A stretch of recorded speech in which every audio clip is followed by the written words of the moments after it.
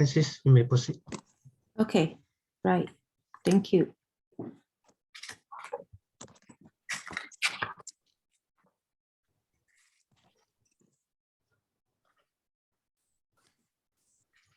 A wonderful Saturday afternoon. District directors, past and present, fellow Toastmasters, and guests. Welcome to the 2022 Division G International Speech and Table Topics Contest. I am Francis, your contest Toastmaster. Thank you for taking the time to join us today. You made the right choice to be here today because this contest is going to be exciting and entertaining. To kickstart this contest, I'd like to invite our contest chair, Advanced Communicator Silver, Toastmaster Dex Yuan, to give us the opening address. Let's welcome Toastmaster Dex Yuan.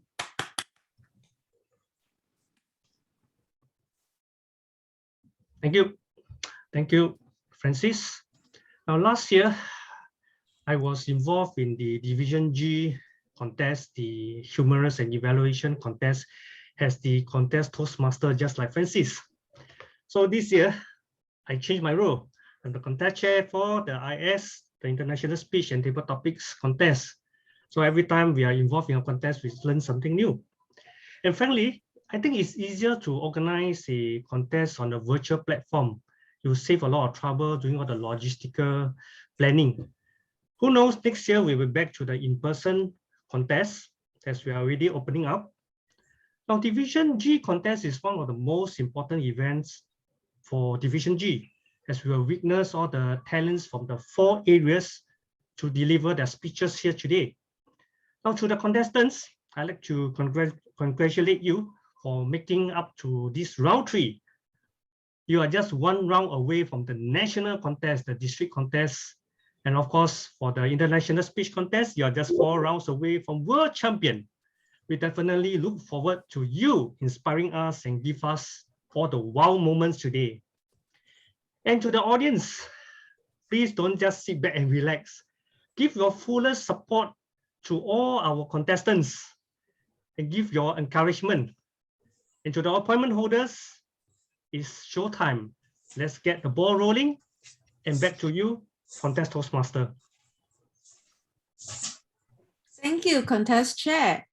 Next up, I'd like to invite our division director, proficient in strategic relation, Toastmaster Margaret Low, to give our contestants some words of encouragement.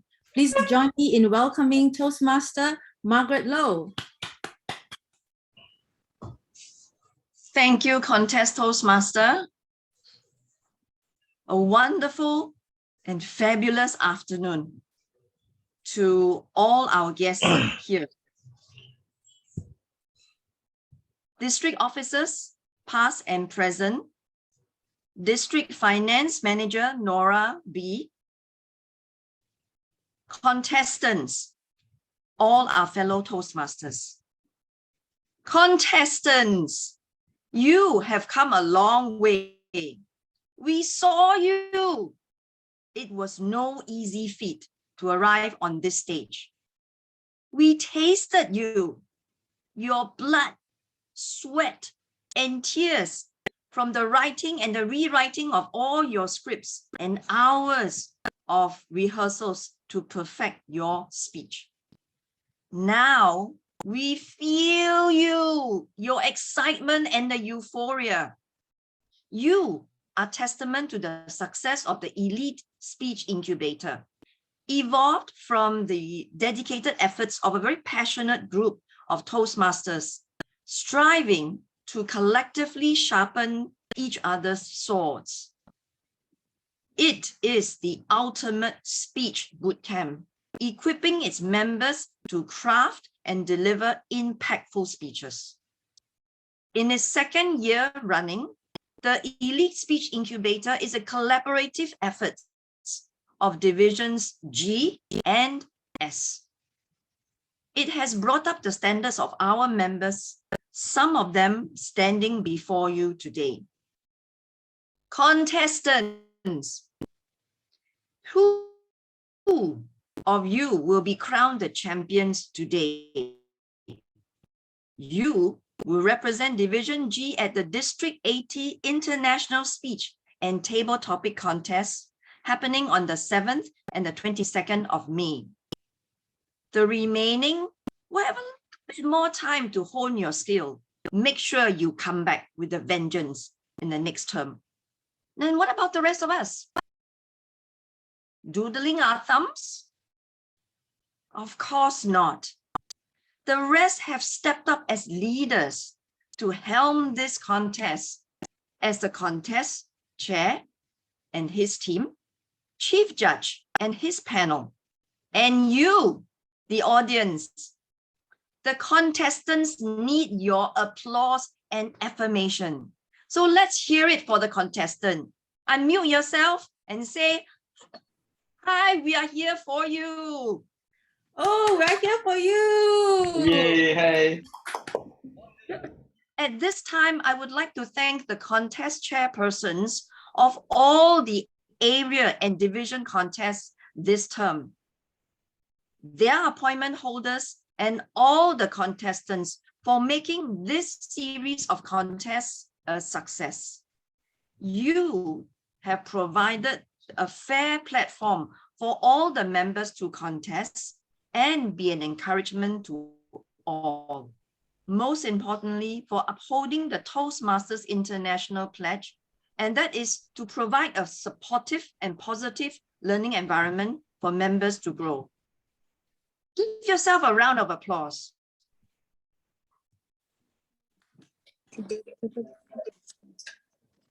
To the contestants, shine your brightest today.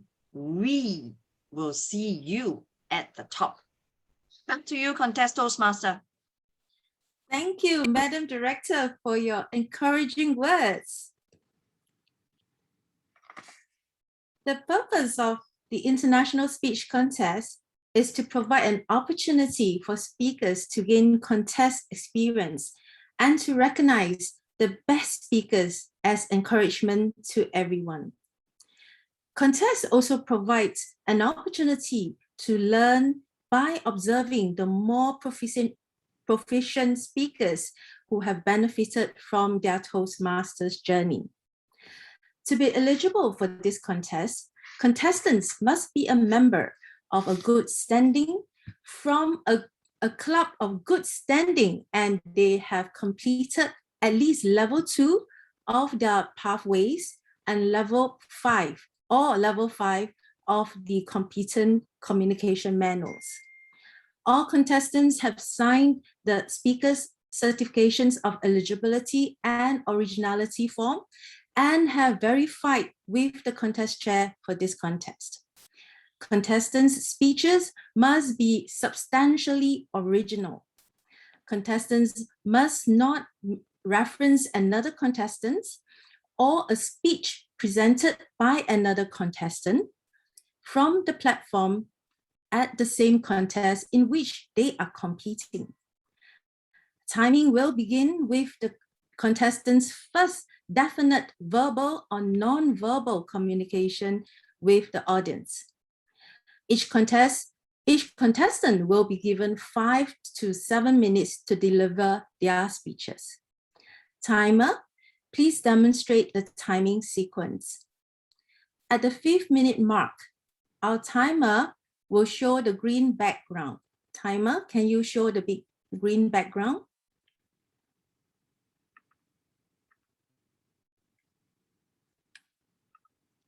Right.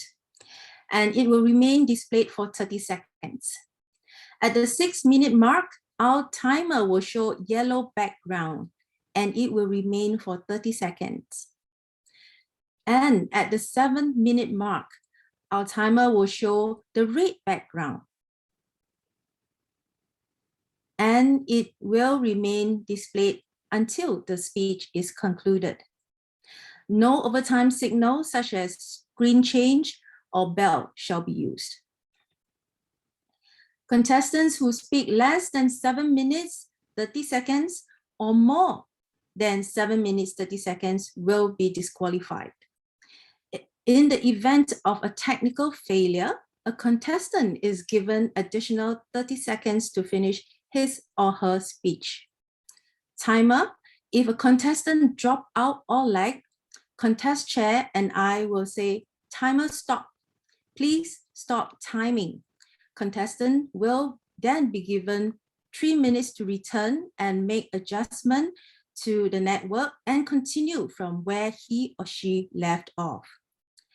There will be a 1 minute of silence between contestants for the judges to mark their ballots. After the final contestant has spoken, please remain silent until all ballots are received by Chief Judge. Protests are limited to eligibility, originality, and reference to another contestant's speech. This must only be lodged by judges and/or contestants. Any protest must be lodged with the Chief Judge and/or the contest chair prior to the contest being adjourned. All decisions of the judges are final.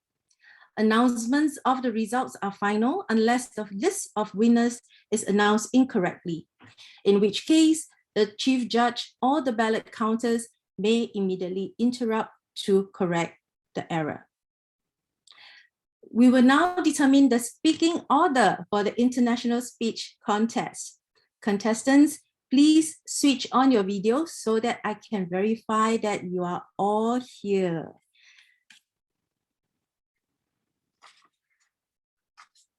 SAA, can you help me? Right. Okay, we will use they're all here, yeah? Okay. We will use a randomizer to determine the speaking order. Chief Judge, please advise how many times you want to randomize. 3 times, please. 3 times, yeah? Yeah, 3 times. Okay. I'll start. 1. Twice. And third time.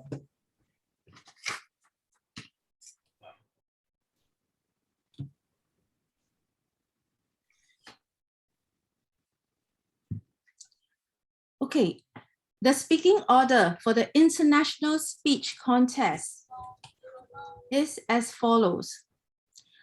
By the way, Zoom Master, please help to put the speaking order in the Zoom chat so that the judges and tally counters can take note. Sure.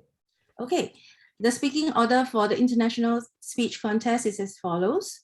Ramanathan Selvam, contestant number 1. Contestant number 2, Ravindran Pandyan. Contestant number 3, Jason Seat. Contestant number 4, Regine Sim. Contestant number 5, Rajesh Khanna Tanya. Contestant number 6, Harris Y. Contestant number 7, Ong Kai Kiet. And the final contestant is James Alexis Clifton.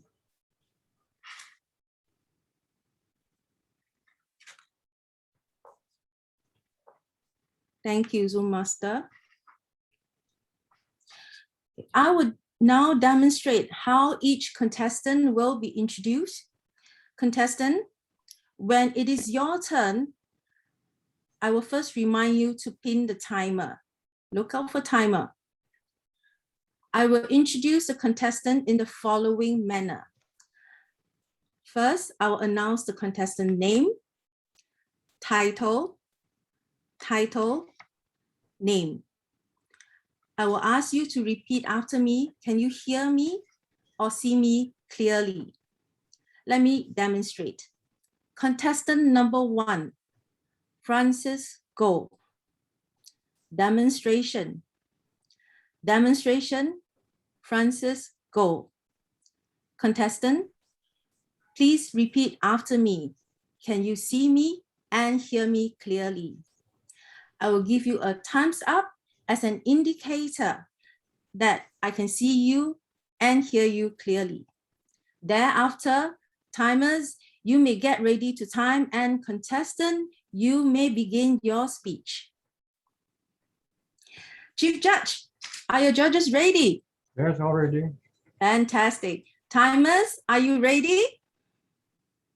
Yes. Okay, great. Contestants, are you ready? Yes. Okay, great, fantastic. Audience, are you ready? Are your popcorn and drinks ready? Let the contest begin. Contestant number 1. Sorry, just give me a moment. Ramanathan Selvam. It gets better. It gets better. Ramanathan Selvam.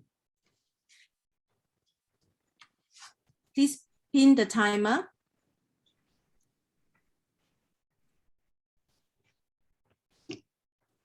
Done. Please repeat after me. Can you hear me and see me clearly? Can you hear me and see me clearly?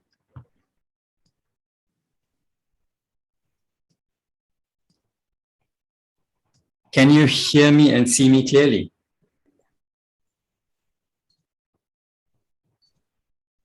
Please look at, okay, please proceed. Please proceed, yeah.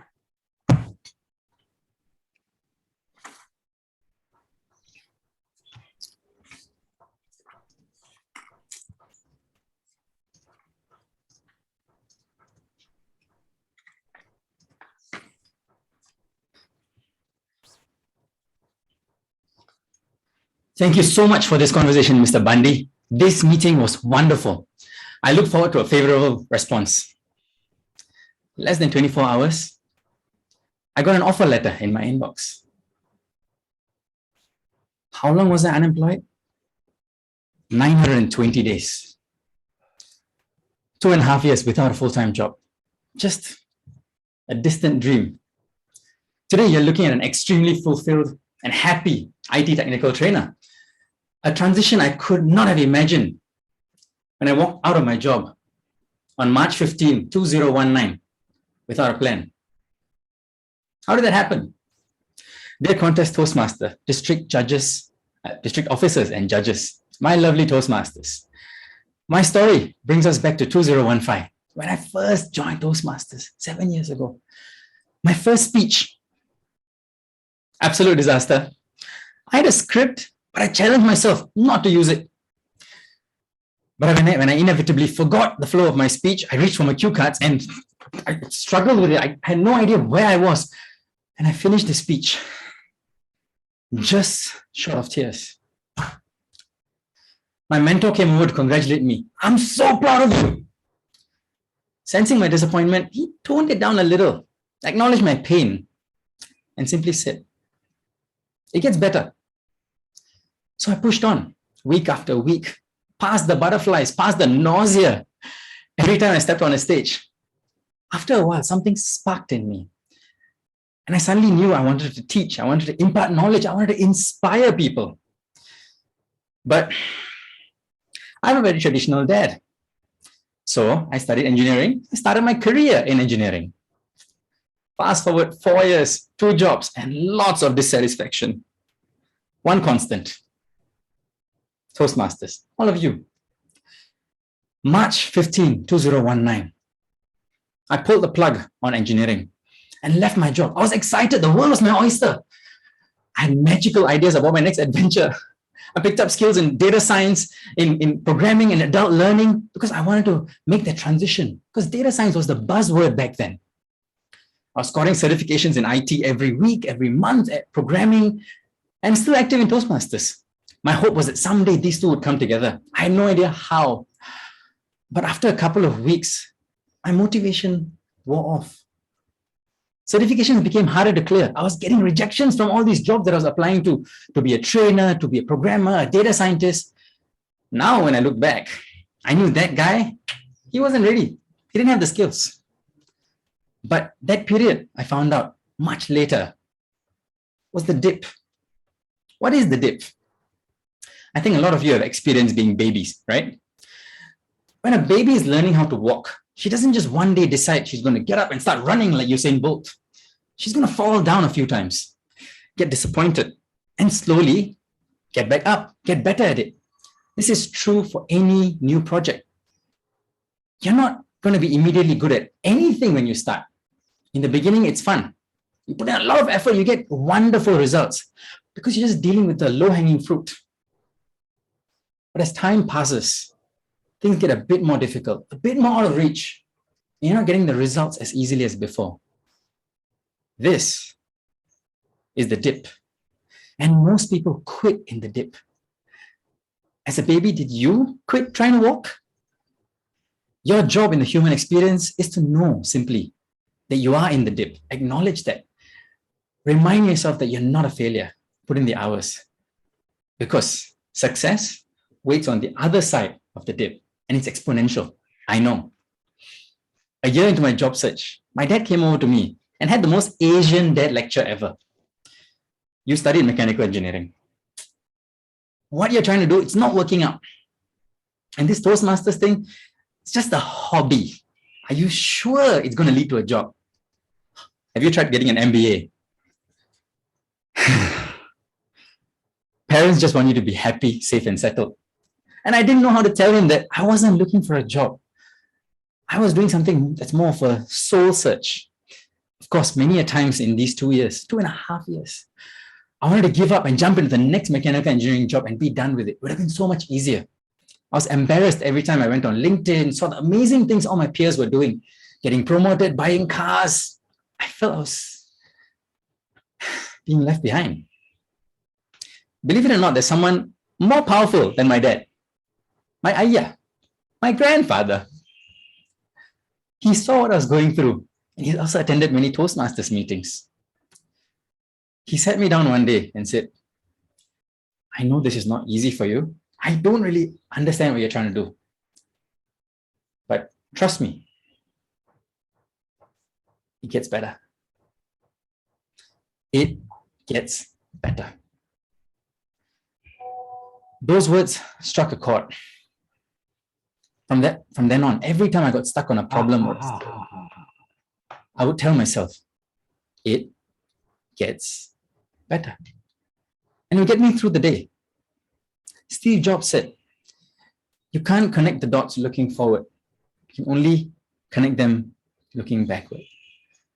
So you must trust that the dots will connect in your future. Slowly but surely, my certifications started piling up because of the hours of effort. My networking and interviewing skills improved tremendously because of Toastmasters. And all of these failed interviews, you still learn something from them. They still allowed me to grow, to get better for that eventual interview that I was going to clear. 920 days of failure, 920 days of growth finally culminated. Thank you so much for this conversation, Mr. Bundy. This meeting was wonderful. I look forward to a favorable response. And if you're going through a difficult time, please remember my ayah's fond words. It gets better. Contest Toastmaster.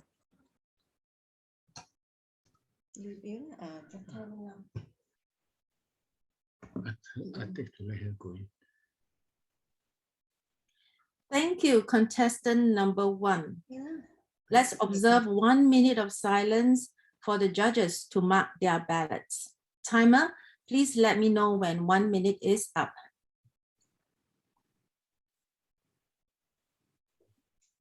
Sorry, Francis. Yes. Miss SS Cheng from Brother Heights 2. Ravindran just told me that his second contestant, Ravindran, computer got hang up. So he would like to ask Dex to let him in again. The second contestant Is our club. I admitted all the people in the waiting room already. Yeah, thanks. I got in now. Got it. Okay. Okay. Thank you, Francis. Thank you. Okay. Thank you. Maybe just a reminder, if you are dropped off during when the contestants are speaking, you will be put in the waiting room until they complete speaking, then we will admit you in. Oh, okay.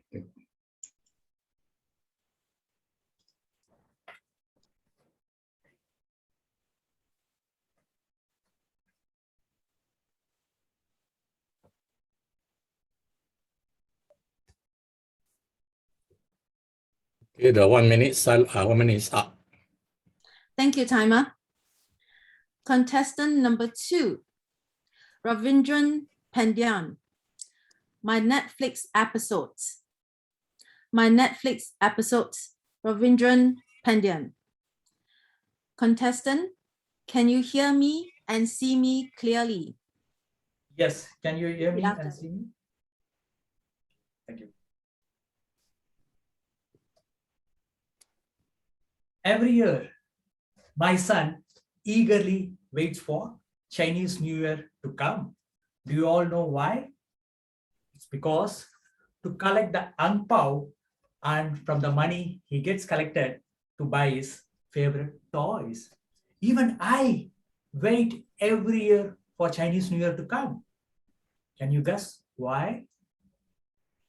It's because of the freebies and discount offered, like buy one, get one free, 50% off, so that I can make big purchases during Chinese New Year time. Splendid afternoon, ladies and gentlemen. Today, modern consumers like me buy things based on offers and discounts, not based on real needs. Last Chinese New Year, my telecom provider gave me an offer. If I subscribe for TV, broadband, mobile for 2 years, I was offered 2 years free Netflix subscription. Hola! With Netflix, I can watch Hollywood, Bollywood, and more than 10 language movies just with one subscription. And that too, I got free of cost. With a blink of an eye, I pressed the accept button and signed the contract. Today, I'll be letting you all know the consequences of the free Netflix subscription that I had through my real life episodes. Let's get into episode number 1. Initially, me, my wife, and son explored the various features in the Netflix. We were excited by the fact that we can have our own user ID, watch our favorite movies, stop or pause at a particular place, and come back later and watch. My son, being the youngest, took full control of the TV. My wife slowly moved into one of the bedroom, taking her laptop to watch the Netflix movies. I was left in lurch. I ordered an iPad online and moved into another bedroom to watch my favorite Netflix movies. We three of us were locked up in the same room of house watching our favorite Netflix movies. Only time that we used to interact was during lunch and dinner. Let's get into episode number 2. As I started watching Korean dramas, apart from Hollywood and Bollywood movies, I literally ran short of time. I even stopped stepping out of my bedroom. One weekend, I realized I was watching Netflix movies. My wife was cooking. I felt a bit guilty. I told my wife that day I will order pizza online so that she can watch her favorite Netflix movies. The pizza was delivered with a coupon 50% off for next purchase. The following day, we ordered pizza again. It was delivered with 50% off coupon. And we made a routine of ordering pizza every day. From a South Indian family eating idli dosa, we changed ourselves to a pizza eating family. As soon as the pizza gets delivered, we snatch our boxes, get locked up in the room, enjoy the pizza, watching Netflix movies. Unfortunately, we lost the only family bonding time that we had during lunch and dinner. Let's get into episode 3. As I started watching late night movies, I had to compromise my morning run and exercise. One day, I realized I was having severe headache and blurred vision. Doctor told me my screen time has increased So my eye power also has increased and I need to start wearing spectacle. Then before vaccination, I did complete body checkup. I was shocked to find that my cholesterol was shot above the roof, and also I was having fatty liver. Doctor advised me to do exercise for 30 minutes daily. I ordered a treadmill spending $2,000 so that I can run with my bedroom watching Netflix movies. The irony part of it is I'm staying just opposite to East Coast Park Beach, where there is a big running trail, and the year before I completed full marathon. Let me stop with episode 3. As a consequence of this free Netflix subscription, I spent more than $10,000 by ordering iPad, medicines, spectacles, and buying treadmill. The worst part of it is I spoiled my health. I damaged my eye and I had to wear a spectacle. And also, from being an avid runner, I changed myself to a couch potato. The disastrous part of it is I lost my family bonding time. Fellow Toastmasters, ladies and gentlemen, we all need to think why these consumer-facing companies are giving discounts and freebies like buy one, get one free, 50% off. Are they doing charity business or social service? No. If you see, these companies increase their profit margin year after year. I have a question for all of you. Will you give $1 to someone whom you don't know, whom you have not seen, without any reason? I'm sure you would say no. Then why these consumer-facing companies are giving all freebies and discounts? It's because they want consumers like us to get addicted to impulse buying and keep buying things that we even do not need so that they can sustain their business continuity. Legendary investor and multi-billionaire Warren Buffett quotes, if you keep buying things that you do not need, soon you will start selling things that you need. Let's all have a sustainable buying habits and buy things that we need only. I hope my real life episodes would have given you insights and consequences of buying things that we do not need, even though it is given free of cost. I let you all decide your own life episodes. Contest chair?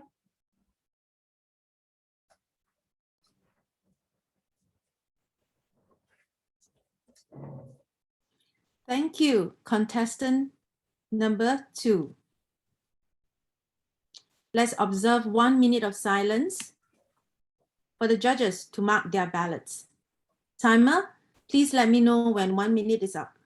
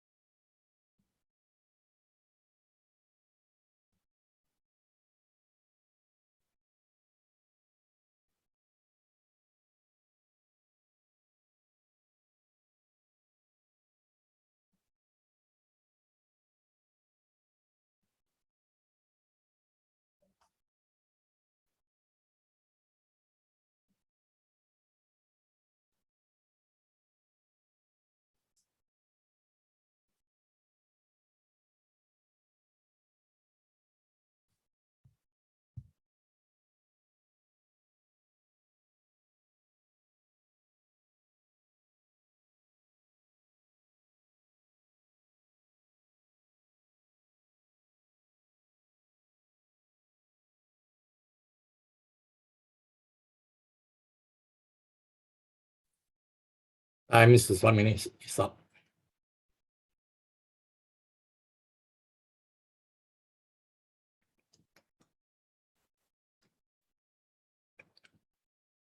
One minute's time's up.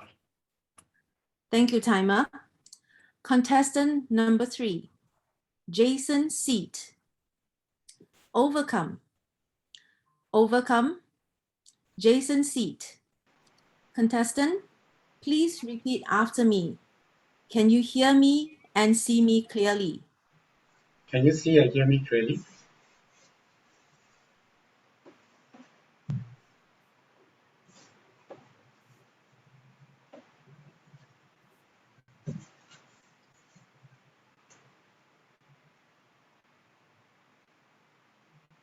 Do you have a dream? Contest chair, my friends. I believe all of us have a dream. Will it come true? My father always said, put in the effort, overcome your fear, and you will achieve your dreams. When I was young, I loved to daydream. I imagined myself at the driver's seat, holding a glass of cocktail, beautiful ladies next to me. Life was so good. The next moment, no beautiful ladies. It was my form teachers, Mr. Slim, standing tall in front of me, arms folded, eyes like Godzilla. Jason, could you please stand up and share with us why were you laughing? My body was shaking. My legs were shaking. My table was shaking. And I stood quietly in my seat. Many pairs of eyes were staring at me. Some were giggling and some were laughing. And I broke down. My tears started to roll down onto my cheek. That feeling was horrible. It was a dark moment in my life. And I started to develop my own phobia speaking in front of others. And that fear stayed with me throughout my life, even though I'm much older now.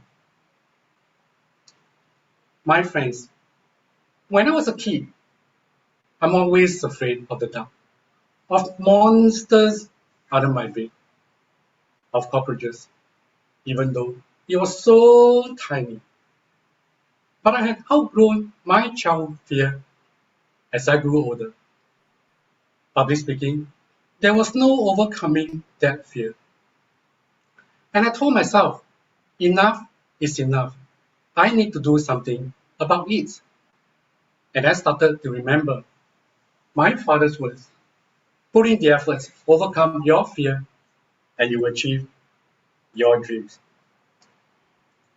For a very long time, I lived under my own fear of public speaking. I did not face it. I always avoided it. When someone spoke so well, I was so envious. That could never be me. And one day, a dream started to grow inside of me. I wanted a better career. I wanted to climb the corporate ladder. And I told myself, if others can do it, why not me? I took my very next step to try to overcome my fear of public speaking. I started searching the internet to look for an answer. As I always thought, we were either born public speakers or we are not. I was wrong. Public speaking is a skill that we all could develop. Hiring a speech coach was beyond my budget. Attending online classes didn't help me much. And I joined a public speaking club. They have speeches and feedback. It was scary at first, but I knew I had to put in the efforts to overcome my fear. Slowly, it became not so scary, even as I struggled to deliver my speeches. It wasn't great, but at least I was doing it. Every time I spoke, I was reminded of Mr. Slim. Every time, my phobia came back. It was a constant struggle. We put in the efforts, we can overcome our fear. But some of us need help. And what helped me was my club, where I was accepted, where I get evaluated, where I was good, and where I was bad. And I even have a mentor who guided me along. Slowly, I have improved.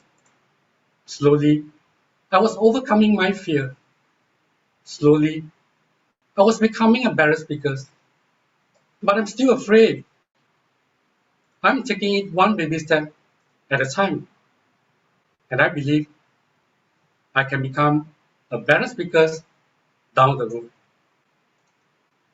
My dream give me the power. My dream give me the strength.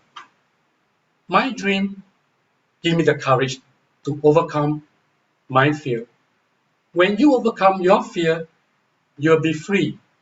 Free to live, free to pursue, free to be yourself. When you set yourself free, you will be free from all chain of your fear. My friends, whether it's tiny cockroaches, monsters under our bed, or at our workplace, the dark in our rooms or in our lives, or even those fears that some of us have, we can overcome our fear and achieve our dreams. With that, I always remind myself, do not give up. Continue to dream. It's not a big dream. One day, our dream will come true.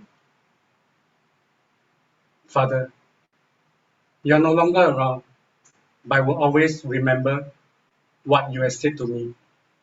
Put in the efforts, overcome your fear, and you will achieve your dreams. Back to you, contest chair.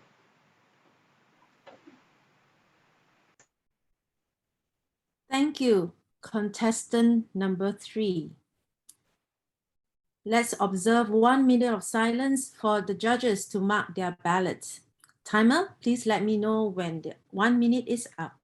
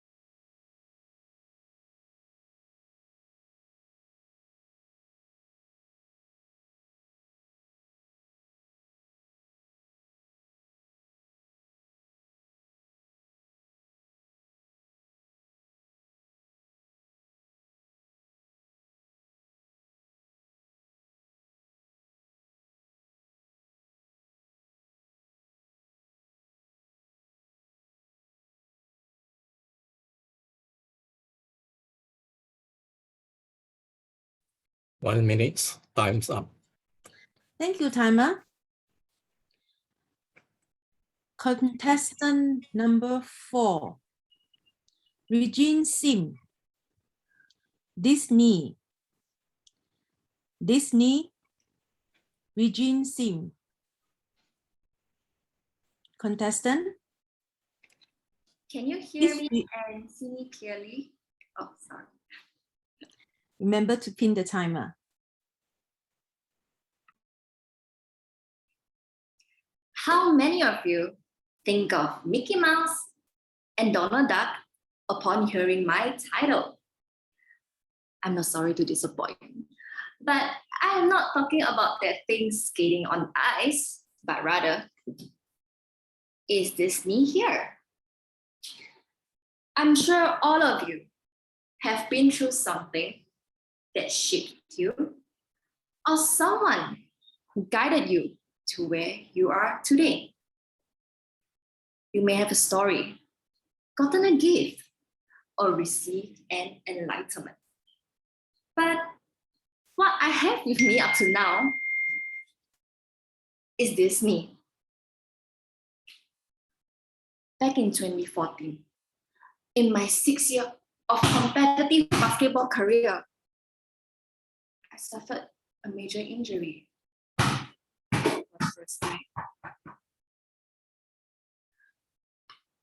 I tore a major ligament 5 days before flying off to represent Singapore at my first international games. A reconstruction surgery was scheduled for the following month. I thought, oh, this is just a small setback. Injuries come and go. Post-surgery, I spent hours and hours on rehabilitation because I knew that all this blood, sweat, and tears are just part and parcel of my recovery process. Eventually, I was back up and running again. Well, life decided to prove me wrong. Barely a year after recovery, my knee injury relapsed again. I was sent straight to the hospital with a swollen knee. Lo and behold, my repaired ligament is indeed torn again. Well done, Eugene.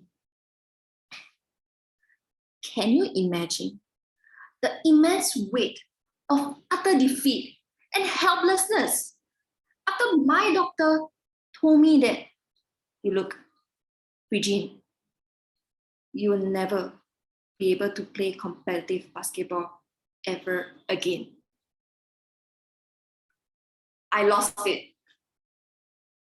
Emotions bottled up from 2014 came back to haunt me.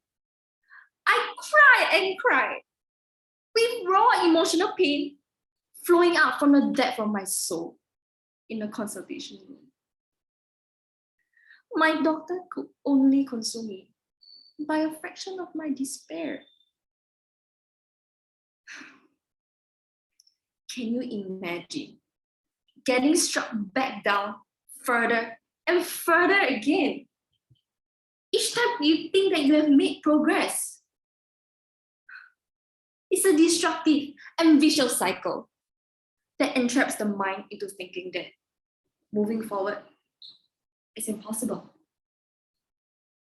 But then again, the only way for me to move forward is to undergo another reconstructive surgery.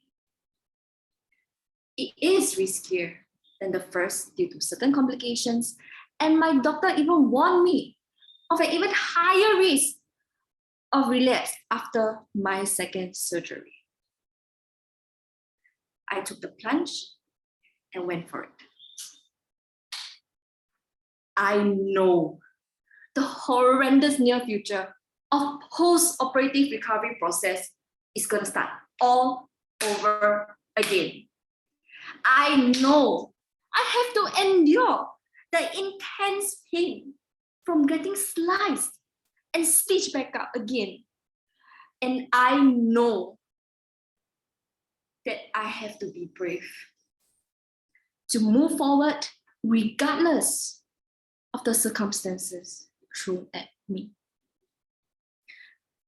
I learned to discipline myself with my rehabilitation, taking small steps day by day, making the hardships even more manageable. It took me 2 long months from dragging my feet to even start walking again.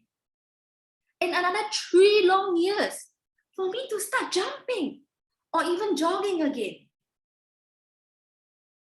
I can't imagine if I can ever run again. But after all these things, I am really very, very, very thankful. I am thankful for the endless love and support from my family and friends. I'm thankful for the resilience that is instilled by my sport. And I am thankful for another opportunity and another chance for me to walk normally again. People say that injuries are our best teachers. And I learned to never let a stumble be the end of my journey. The discomfort that you feel today will be the strength that you feel tomorrow. For every challenge encountered, there is opportunity for growth. This story is for all of you out there who are struggling to move forward, who are feeling stuck at the present, and who feel invalidated by your own difficult journey. This knee taught me patience more than anything in the world. This knee taught me to be more disciplined, that I can make my school's discipline teacher proud. And this knee taught me to keep moving forward bravely and fiercely, embracing the journey ahead. I hope that you continue to walk on your journey bravely and be proud of who you are today. And hopefully not with this knee of mine. Thank you, and back to you, Contest Toastmaster. Thank you, contestant number 4. Let's observe 1 minute of silence for the judges to mark their ballots. Timer, please let me know when 1 minute is up.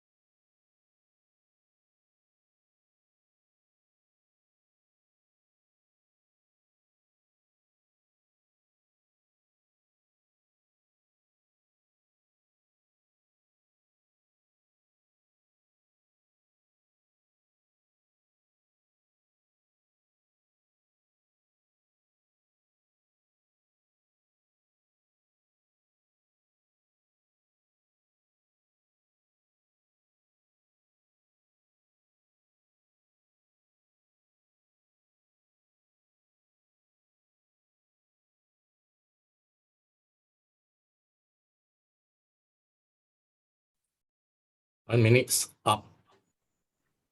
Thank you, timer. Contestant number 5, Rajesh Khanna Tanya. Please pin the timer. Pin. Great. Contestant number 5, Rajesh Khanna Tanya. The race.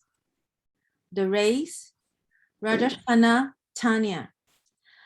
Contestant, please repeat after me. Can you see me and hear me clearly? Can you see me and hear me clearly? Hey, the tax percentage is going to increase again? How will I even buy bread anymore soon? Oh wait, I'm just 18. University soon, then masters, then a job hunt amongst cutthroat competition at 23. Okay, maybe eventually I'll save up enough to ditch my basic IT job and pursue my dreams as a kid, being an author or an artist at 30. Wait, I haven't even bought a house yet. Okay, work until 36. Buy a house at 37 perhaps. Now maybe I can leave this hustle and become an artist or read a book again after 20 years. Beep. Wrong. She hasn't even saved up for retirement. Oh.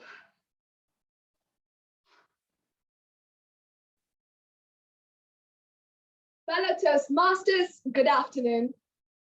While running this race that is life under capitalism, when was the last time you did something for yourself? In this day and age where time is no longer invaluable but stuck with a price tag, Do you buy some for yourself often? There is no longer 24 hours in a day for us. No. For now, it is 6 hours to sleep if we are lucky, 12 hours to work, 2 hours to commute around, and the remaining 4 hours that might as well be taken up by calls and meetings. So when is this invaluable time of the day that you spend time for yourself? Of course, I understand. Despite being just 18, I have been swept up into this world where I already had to be planning how I'm going to retire by 50. And entering this part of my life means I have to leave behind myself, it seems. You sketch? How do you have time for that? You're going to skate? What about that internship application? The university? Jobs? It seems like we just don't have time anymore for ourselves. Self-expression? Nope, not on my to-do list for the next 3 decades. No wonder we're all so uptight. It is tough, I admit, to express oneself in our fast-paced world, as humanity's more tender side is neglected. Because of this, many think life is a grey world of office walls and black, bitter caffeine. Dramatic, I know. Appreciation of the softer skills have disintegrated into nothingness. And humans seem to have grown this thick, thick shell that makes us believe that we are machines, meant to simply work and work hours and hours on the end without a balance. We turn bitter and snap after a tiring day and then scroll endlessly through our phone, thinking this is what leisure is. And this race for life keeps us on our feet tirelessly, relentlessly running. But I've had enough of this. I decided to step out of it. I engaged in being an artist again, like I was when I was younger. Sketching, reading books, writing stories, essentially expressing myself. I pushed back my schedules with Herculean efforts and sat here and did what I liked. And why was this important? Why was self-expression so important that I disrupted my schedules for it? Well, my dear Toastmasters, we don't read and write poetry because it is cute. We read and write poetry because we are members of the human race. And the human race is filled with passion and medicine, law, business, engineering. These are all noble pursuits and necessary to sustain life. But poetry, beauty, love, these are what we stay alive for. Now, this quote from Dead Poets Society states exactly what it means for art and self-expression to exist. Art brings the world to life, and everything else merely sustains it. And all of us here, we are the greatest artists of our world. So do not let go of what you're working for, I beg of you. Do not abandon your humanity to win this race that is life. We are humans first, and humans are artists. I urge you to paint your walls once again. Take down these drab office walls and paint blue skies. Get back in touch with yourself and express, as I think we can admit that our lives truly aren't at its highest if we do not seek out its colors. If you think that the four walls around you are your limit for each day, you wouldn't stand a chance at finding the abundance of life the world has to offer beyond. Be an artist for the world. Be human and express for yourself.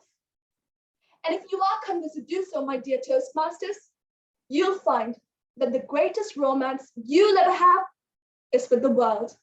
Back to contest chair.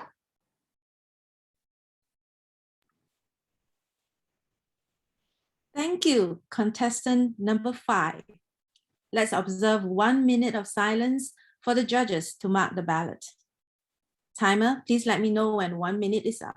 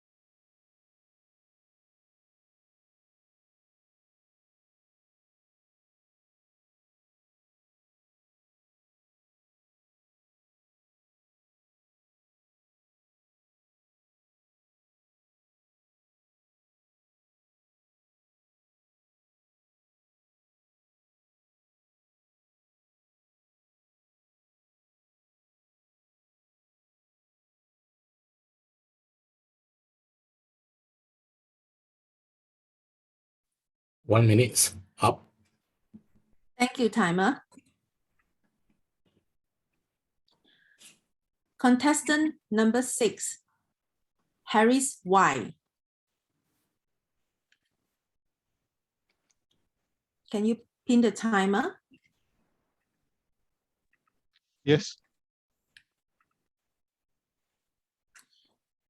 Contestant number 6, Harris Y. How are you? How are you? Harris Y. Contestant, please repeat after me. Can you hear me or see me clearly? Can you hear me and see me clearly?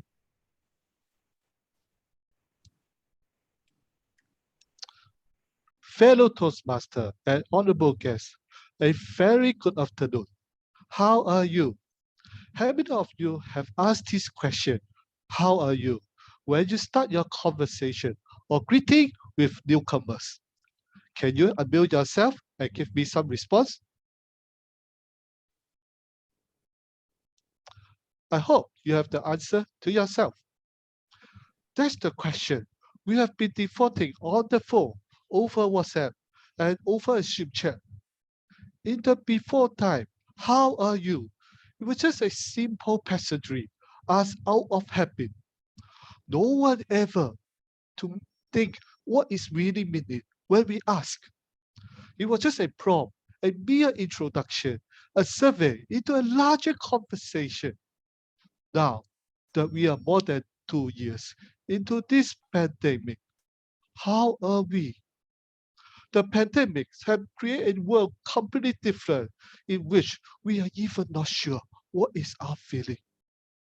Working from home, attending school from home, isolation from others has become what we call new normal for many of us.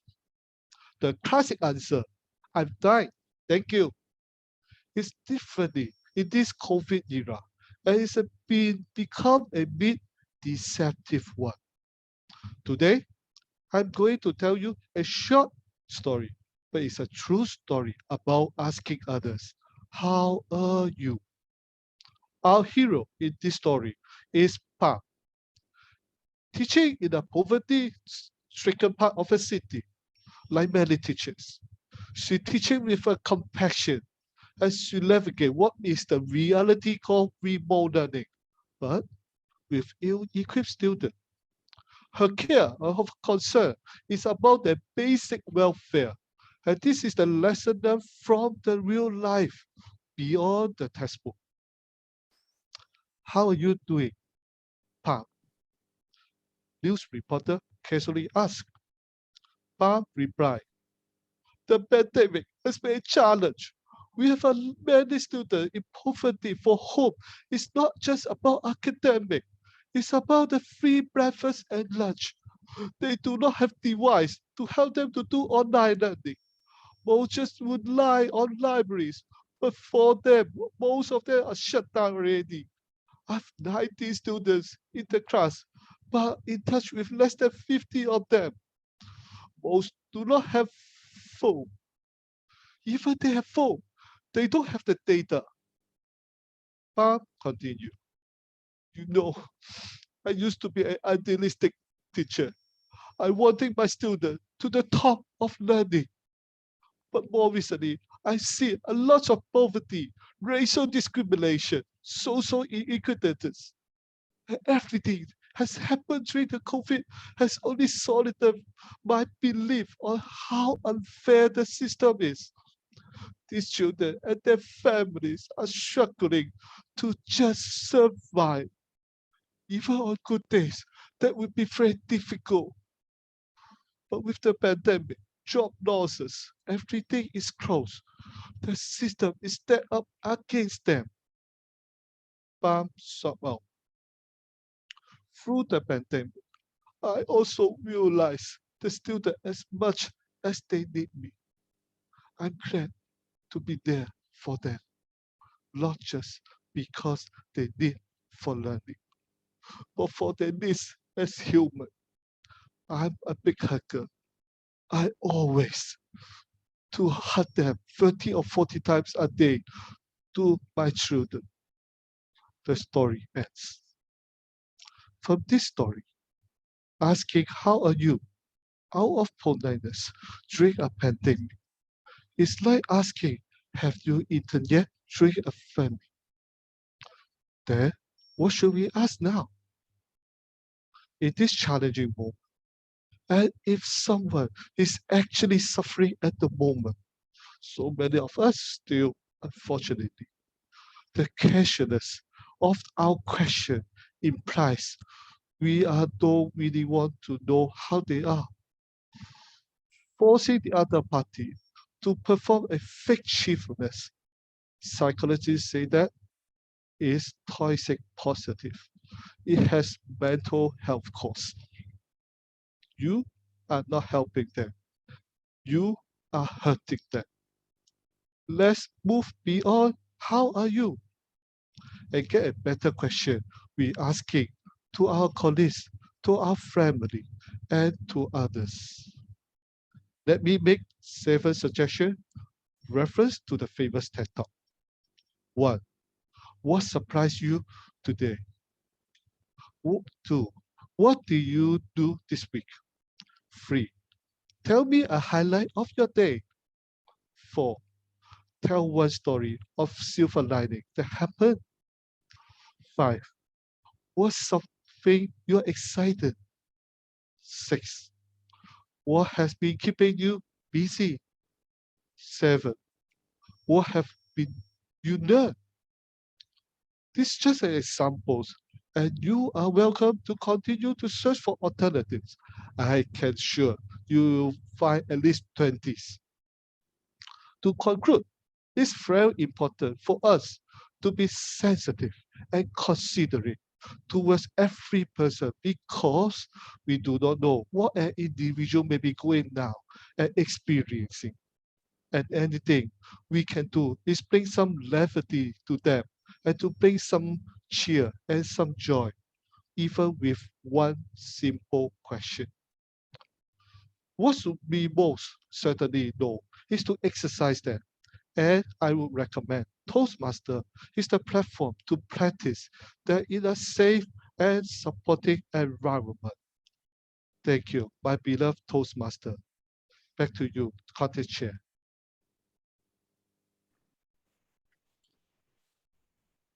Thank you. Contestant number 6.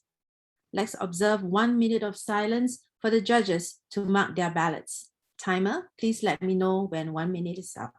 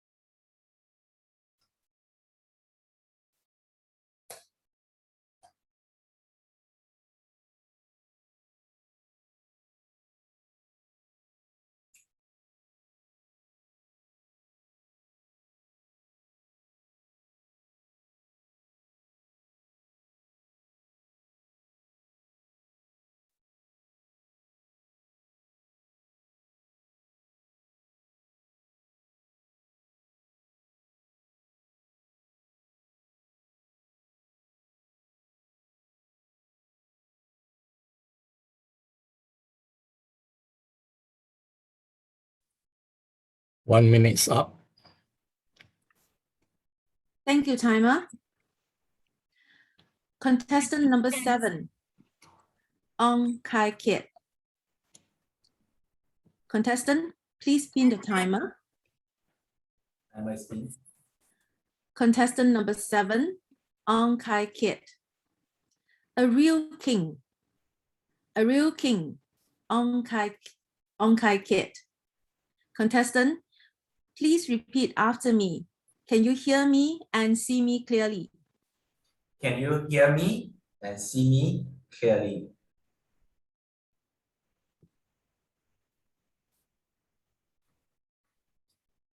Who do you see in this mirror? This is the person that you will spend the most amount of time with.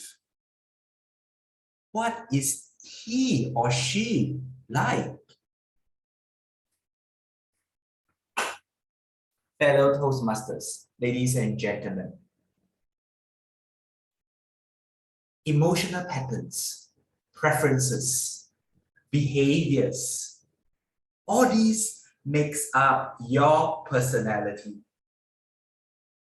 Owning your personality will bring you one step forward to be a real king.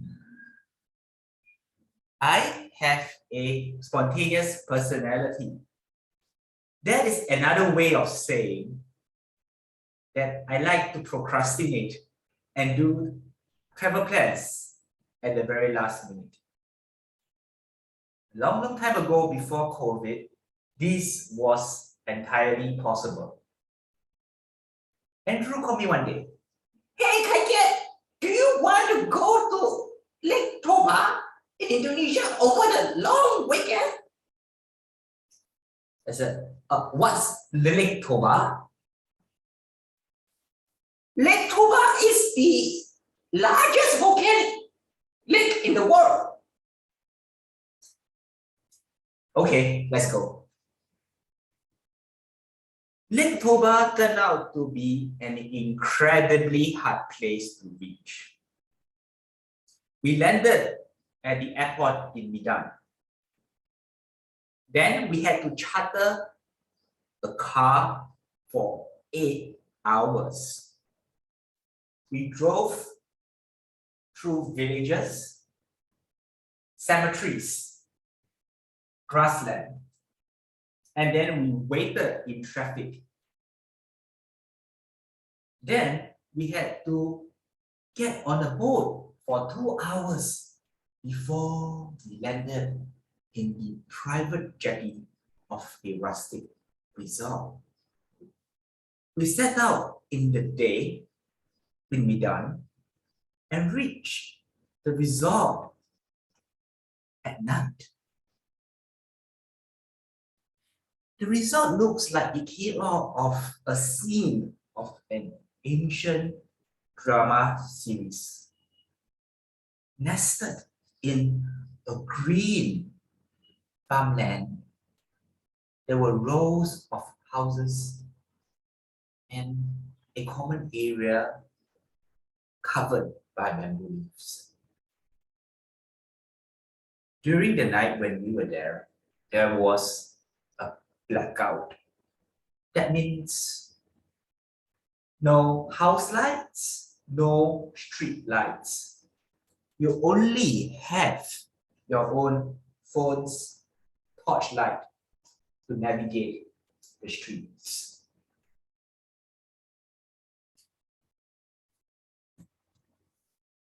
Looking out into the sea, we could see that it was pitch black. And there were only starlights in the far distance.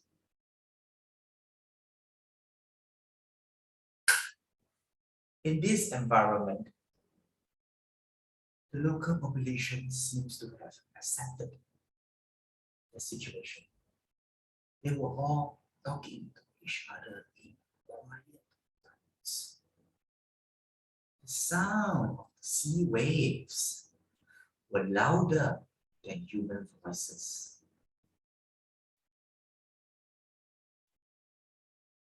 Drew and I ordered a plate of seafood platter and enjoyed really fresh seafood. And there was a table candle prepared. There were 20 other groups of people scattered on the beach and in the small restaurant doing exactly the same thing. It was a calm and quiet evening. It seems that our daily troubles have dissipated, at least for that night. For the next morning, we expected Lake Toba to be within the vicinity, walking distance of the resort. It turns out that we have one more journey to go. The local retailer told us, this is the map to Lake Toba. Now you sit on this bike and go straight for 1 hour and you will reach Lake Toba.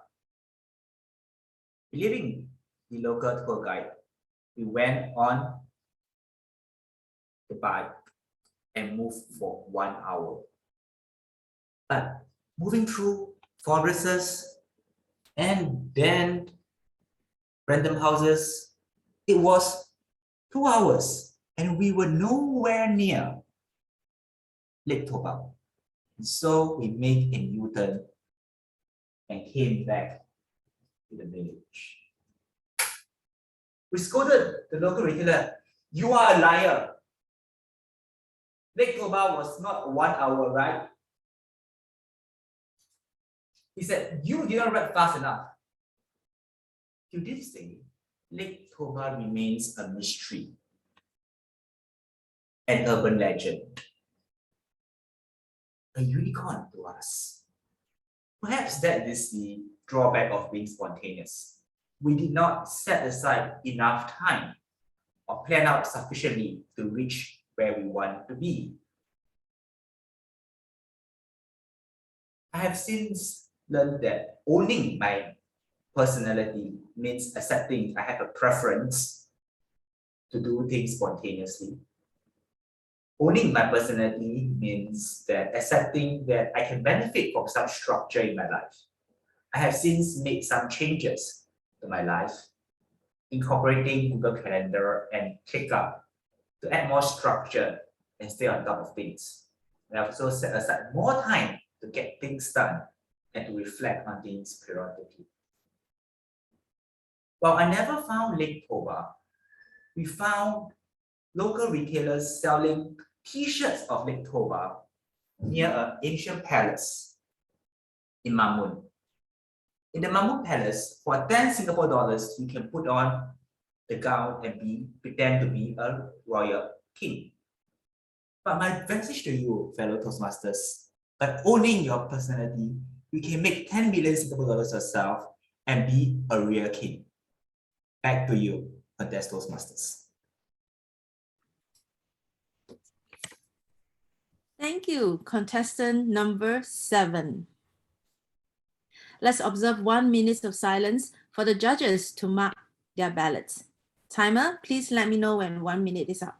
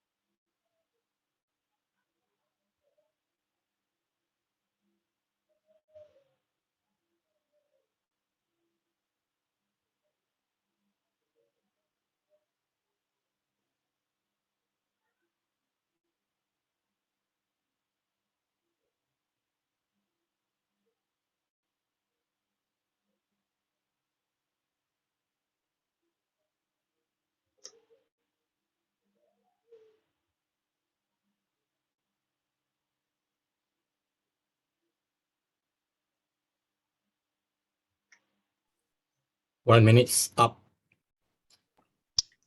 Thank you, timer. Our final contestant, James Alexis Clifton. Please pin the timer. Have you done that? Great. James Alexis Clifton. W-I-N. W-I-N. James Alexis Clifton. Sorry, can you see me? Can you hear me? Okay, thank you. W-I-N. It's a simple three-letter word, isn't it? Have you ever had an emotion of wanting to win at everything and ask yourself, what was it that was missing that made you miss that moment of winning? I have. Have you? See, I started my life losing at everything. How many of you have lost going to the playground? Anyone? It looks like I'm the only one. Let me tell you what happened. At the age of 4, I decided to go to the playground on my own. My grandfather said, go ahead. They're all friends. So there I was, this little 4 years old with a nice t-shirt and nice shorts, walking around barefooted towards the playground. Do you know what happened? I stepped on the playground and I got smacked by 2 kids. They stared at me. You little boy, you are too small. You cannot play in the playground. I looked at them. I was shocked. My grandfather said I would have friends. I didn't have friends. Who are these people? I went up to my grandfather. I complained again. Grandfather, they are not letting me play. Don't worry, boy. These are all young people. They are all your friends. Go and ask again. So what would you do? I went down. I went down again. I got there. I stood up. I gave them my biggest smile. And guess what happened? Smack again. And this time I knew this is not working. My grandfather, a silly old fool. The next day, I went down, this 4-year-old little boy, walking to the playground, and I stood there again. And this time, do you think there was a smack? Well, yes, there was. Smack! But this time, it wasn't me. It was those 2 boys who dared to bully me. You see, the day before, I gave them 50 cents each. I told them, you go beat them up for me. I want to play. And that, my friends, was where I learned the first time the misguided word of respect. I thought if I paid enough, I would get enough respect. And I grew up thinking that way. At the age of 8, I started my first syndicate. I started stealing things and getting people to steal things from the supermarket. Don't tell anyone, okay? If police, I'm bluffing, okay? I told my friends, go and get those things. And we start reselling them to others. We sold them in schools, we went to cinemas, we went to shopping malls, and we sold to all the big brothers and sisters, and we all made tons of money. And I learned that money was power. At the age of 15, I went for a gang fight. I was in charge. I was pretty big by that time, and I could tell everyone had to listen to me. Unfortunately, my clash with power caused a friend of mine to die. He was slaughtered in a gang fight. His mom came to me and scolded me for not being there for her son, who trusted me to save his life. But all I had learned was if I wanted to win, I needed respect, I needed power. Only then I would have the edge. I spoke to my grandfather about this. And you know what he told me? You should not be so violent. Love is the answer. Now, by this time, he was getting senile. He had dementia, and I assumed, it must be the senility talking. He was a pacifist. He never raised his voice in his entire life. Now, this was a guy who lived through the Burmese railway. He was one of those prisoners of war who helped to build up a railway from Thailand all the way to Singapore. He was beaten. He was malnourished. From a black shock of hair, he came back home with white hair. And yet here was a man professing love and peace. Now, I didn't believe him until the day he died. His talk about respect and power didn't resonate with me until I saw the number of people at his funeral. Do you know how many there were? My friends, there were 5,000 people. 5,000 people there to pay their respects to a man who to me showed no power, I had little respect for. How did this man connect with so many people?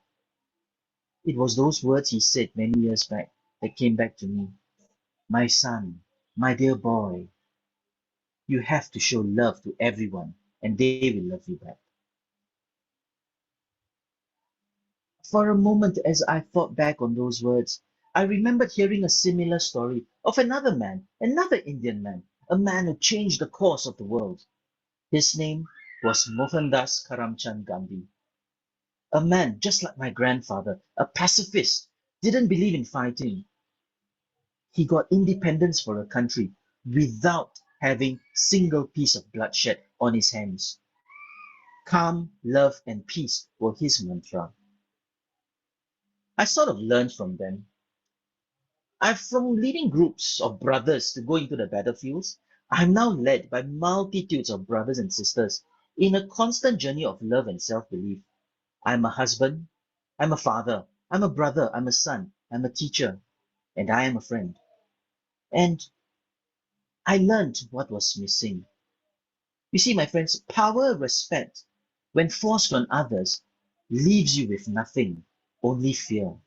But when you open your heart, that power and respect comes automatically to love everyone, to achieve what is the most important thing in the world. I come back to you now. Have you ever had an emotion of wanting to win at everything and ask yourself what it was that missing? I have. It's love. My friends, look around you, look within you. The answer is in that three-letter word. Win is not about what we want. It's about what I need. If we can look at our brothers and sisters and reflect it back towards ourselves, we too can win at everything. Let's begin now. Over to you, contest chair. Thank you. That was our final contestant. Please remain silent until the ballots have been received by the Chief Judge. Chief Judge, please let me know once all ballots have been collected. Okay, you let me know.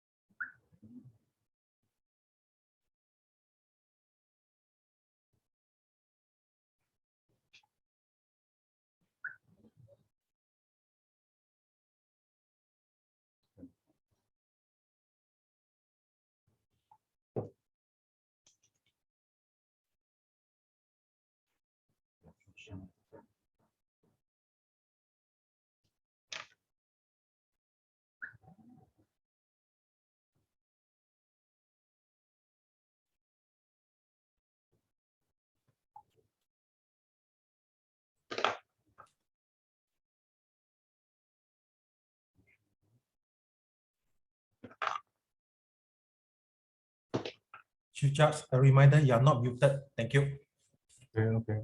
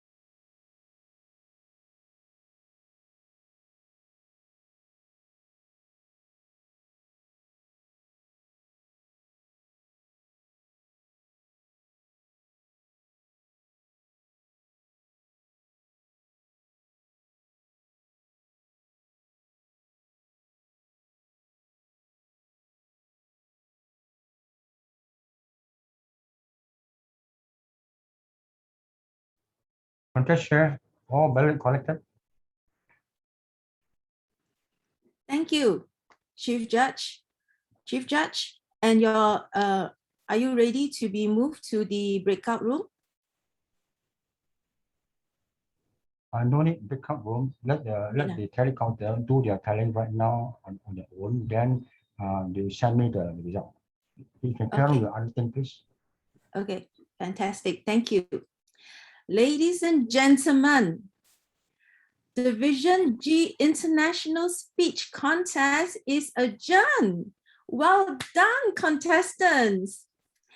Let's all unmute our mic and give them a round of applause. Well done.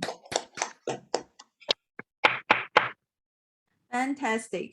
We're going to have a short break right now, but before that, let's take a group photo. Turn on your videos, please, except for the judges. Show your beautiful faces.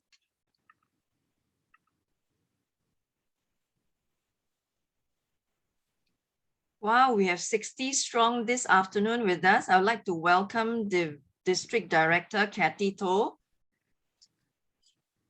Program Quality Director, Distinguished Toastmaster, Niza Khalel, District Finance Manager, Nora B., who's with us, past District Director Patricia Lam to turn on your video, then to have a group photo with us. Thank you. Thank you. Thank you for coming. Please turn on your video. Smile. Photographers, are you ready? Yep, ready. Okay, please. Right. Okay. On the count of 3. 1, 2, 3. One more. 1, 2, 3. Okay, thank you. Thank you. Right. Let's be back by 3:50.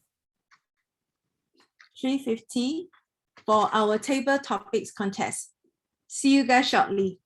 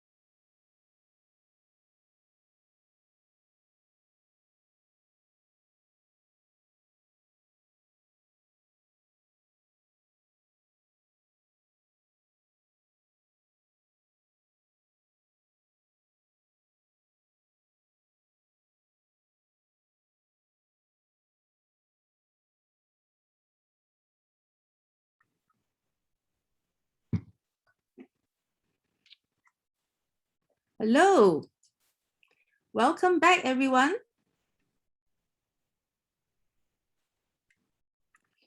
Chief Judge, are all the judges back? Yeah, already. Fantastic. Contestants, are you back? Can you please switch on your video so we know? SAA, please assist to check if all contestants are back.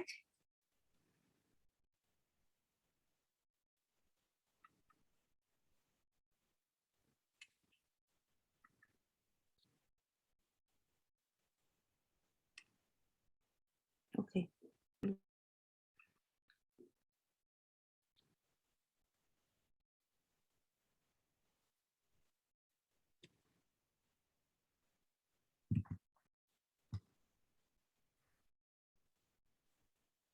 Contest Toastmaster, we still have one participant, Shehan Paul.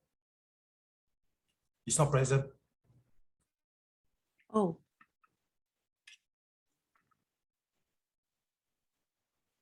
I think let's wait for him.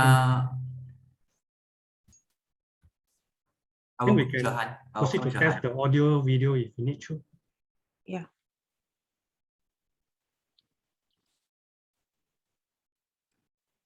Contestant, would you like to test your audio video?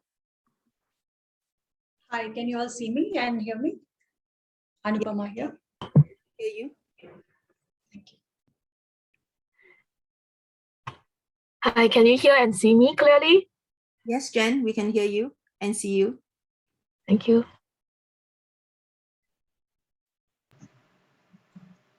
Hi, can you guys see me and hear me?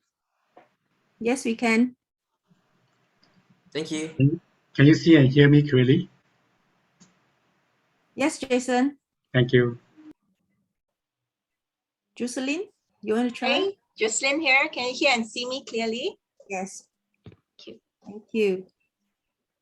Hi, testing 1, 2. Can you hear me? Can you see me? Yes, we can see you clearly and hear you clearly. Contest chair is the contestant's back. I think he's logging in already. He's logging in. Is that Shihan? Yes, I'm really sorry. Let me rename myself quickly. Yeah, over to you, Contest Toastmaster. Thank you. The purpose of Table Topics Contest is to provide an opportunity for speakers to gain contest experience and to recognize the best speakers as encouragement to everyone. Contest also provides an opportunity to learn by observing the more proficient speakers who have benefited from their Toastmasters journey. All contestants have signed the speakers' certifications of eligibility and originality form and have verified with the contest chair for this contest.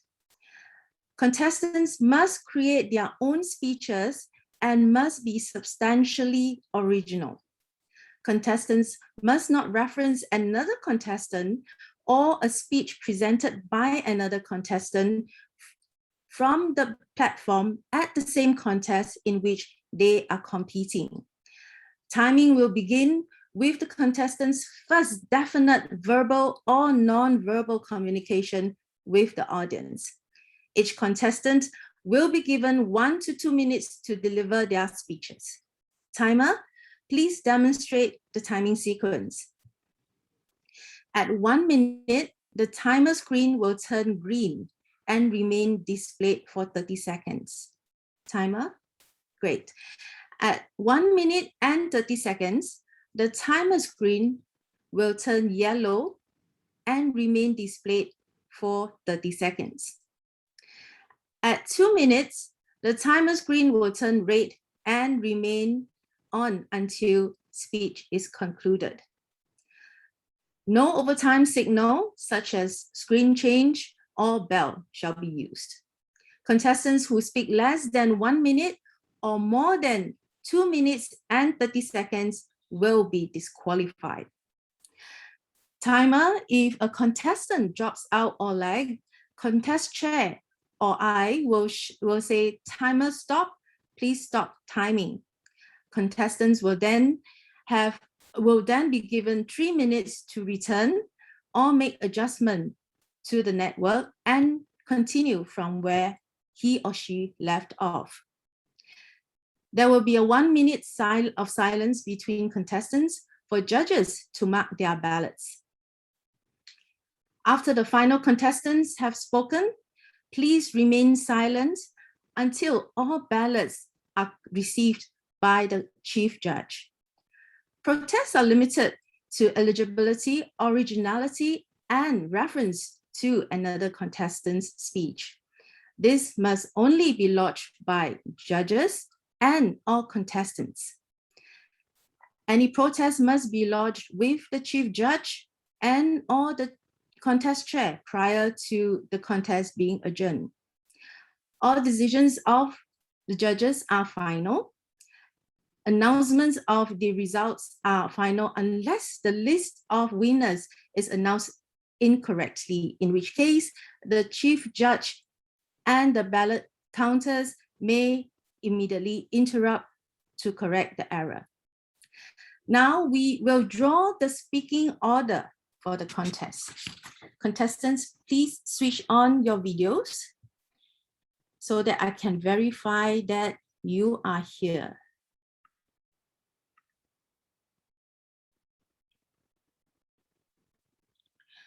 Okay, we will use a randomizer to determine the speaking order.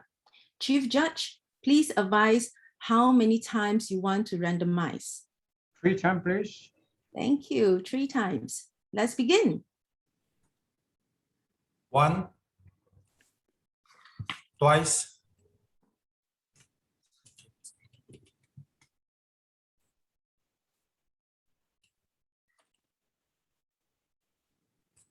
This is the 3rd time, right? yes, This is the finalized speaking order for the table topic contest. Zoom Master, please help to put the speaking order in the Zoom chat so that Chief Judge and the tally counters can take note. Thank you. The speaking order for the table topics contest is as follows. Rajesh Khanna Tanya, contestant number 1. Contestant number 2, Anupama Singh. Contestant number 3, Shihan Paul. Contestant number 4, Kenneth Fong. Contestant number 5, James Alexis Clifton. Contestant number 6, Jason Seat. Contestant number 7, Jen Chen. And our final contestant is Jocelyn Ong. Contestants, I will introduce you in the following format. Contestant's name, topic, contestant's name. Then I'll ask contestants, can you hear me and see me clearly? To demonstrate. Contestant number 1, Francis Gold. Health is wealth. Health is wealth. Francis Gold. Contestants, can you hear me and see me clearly? I'll give you a thumbs up as an indication that I see you and hear you clearly. And timer and contestants, your timing will start then. We're going to select the topic right now. Hope you can see. Chief Judge, there are 5 topics here. I just want to ask something. Right. Because when we'll be speaking, that time we would have already pinned the timer. We won't be able to see you to check whether you can show your thumb or not. Oh, that is before you start speaking. When I ask that question, that would be before you start speaking. Yeah, but if I pin my timer, I won't be able to see you. That's the point. You want to pin the timer first. Yeah. Contest Master, wouldn't it be better if you can just check the audio first and then go ahead with the speech title and the name, rather than doing it later? I believe if we can do the check-in first and then go ahead with the speech title and name would be better, so that we can directly start with the speech itself. Yeah. Okay, so we have all checked the our audio and video. So all is fine, right? No, I mean, the question that you asked, can you see me, can you hear me clearly? If we can ask it before the announcement of the topic, that would be better, because we will otherwise there will be some time for us to even grasp the topic and then we'll have to answer that question. So I think it's better if we can have that first and then move ahead with the speech title and the name, and then we can directly start the speech. I don't know, I just a suggestion. The question about can you hear me and see me clearly? Contest Toastmaster, can you just proceed with how we rehearsed it previously? I think that works. Yeah. So in any case, it is. Thank you for the feedback, speakers. Okay, Chief Judge, these are the topics. Okay, topic number 5. Number 5.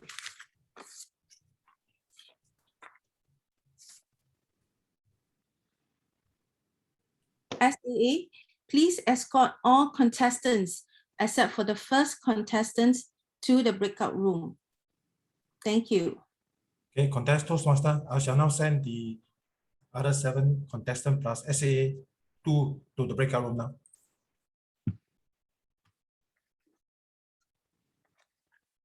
Zoom Master, please give me a confirmation when all contestants are in the breakout room, except for the first contestant.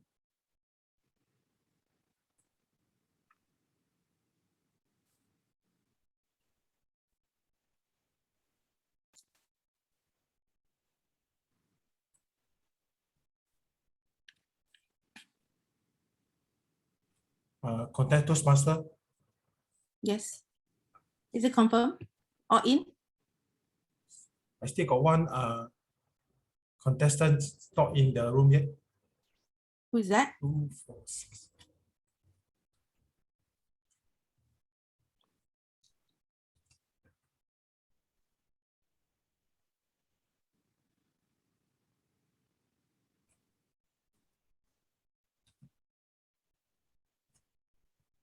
Okay, give me a while. Yep. I'm sending in.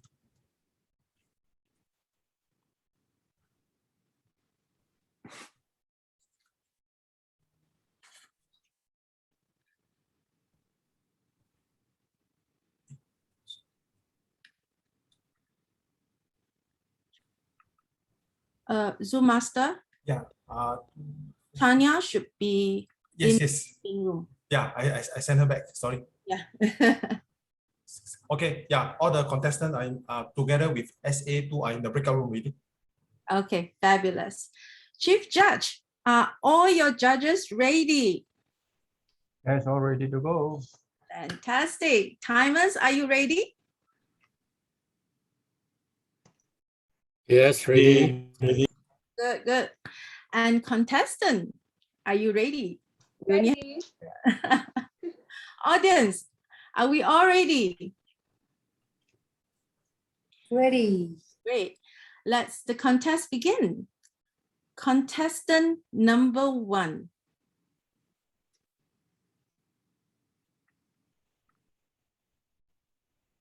Rajesh Khanna Tanya. Please spin the timer. Depends. Depends. Right. Rajesh Khanna Tanya. What was the biggest lie you have told? What was the biggest lie you have told? Rajesh Khanna Tanya. Hello, my fellow Toastmasters, for the second time today. I am just 18, pretty young in life. So you can understand how less of a time I have had to come in terms that sometimes in life, you are going to be alone. So I'll be sitting, okay, I'm gonna set the scene. Sec 3, I walk into school, it's lunchtime, recess. I go to the canteen and I find that my friends are not there. And I'm the only one present today because all my friends were from different classes. So I awkwardly shuffled to the shop and bought some food and immediately ran back. And then I'd go to the library and sit with the librarian and talk to her. I felt like I constantly needed to be with someone because I kept telling myself the lie that I myself am not enough for me.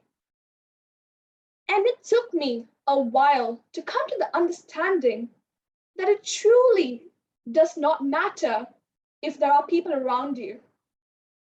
But the first step in self-growth is always to be self-sufficient as well. You need to be happy with yourself. So despite just being 18 or 16 at that time, every day I tried taking a step forward in understanding that being alone is not the worst thing in life. I myself am my greatest friend and all I need at any time possible. The greatest lie I told myself is I'm not enough to sustain myself. And now I am glad to say that I found out it's a big lie. I am enough. Back to contest chair. Thank you, contestant number 1. Let's observe 1 minute of silence for the judges to mark their ballots. Timer, please let me know when 1 minute is up. Thank you.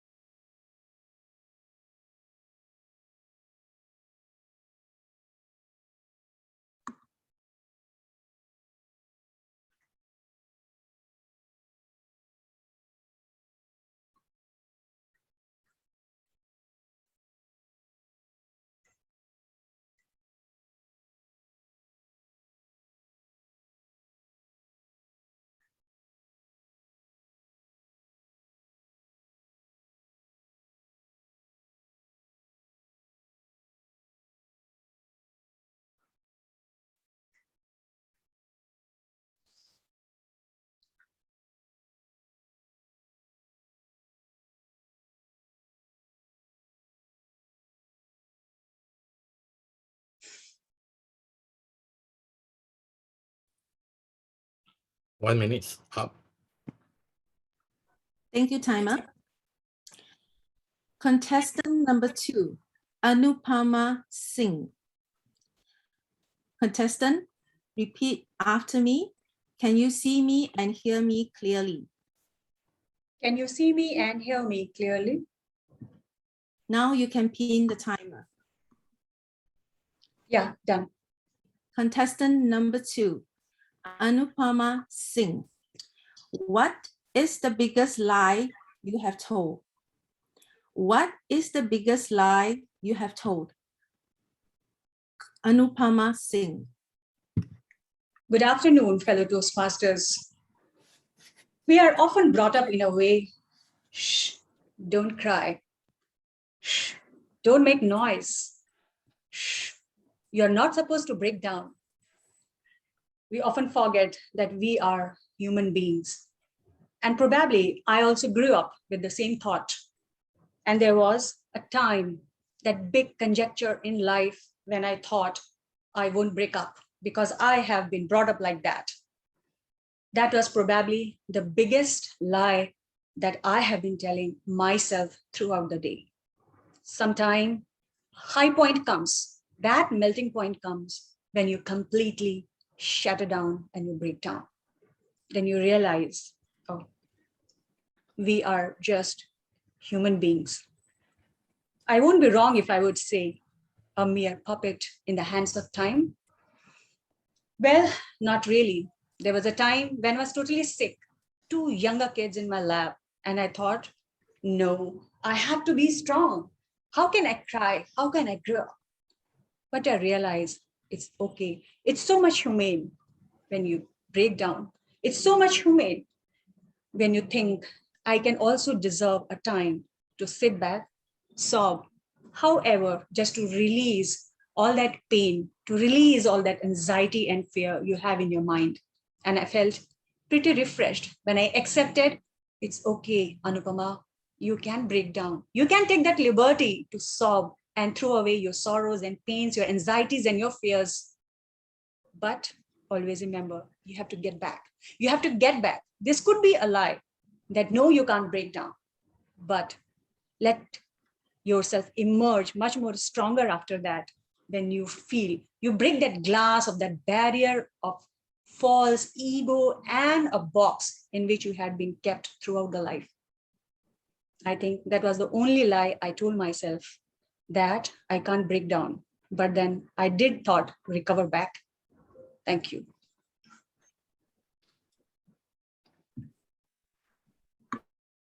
Thank you, contestant number 2. Let's observe 1 minute of silence for the judges to mark their ballots. Timer, please let me know when 1 minute is up.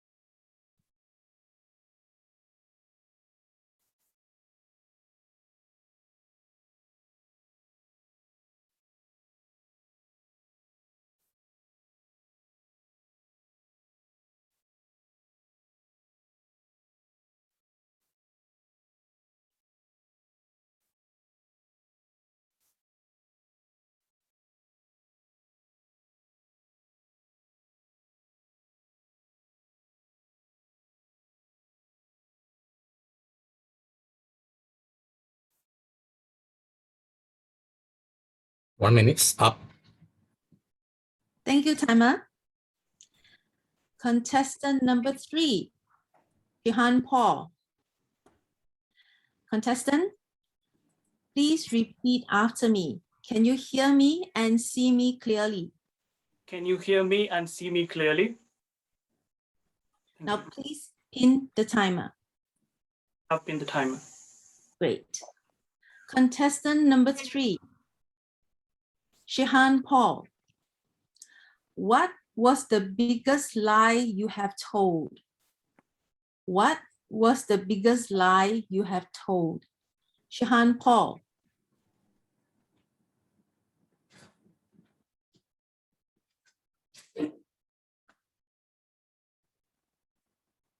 Ladies and gentlemen, welcome to this audio.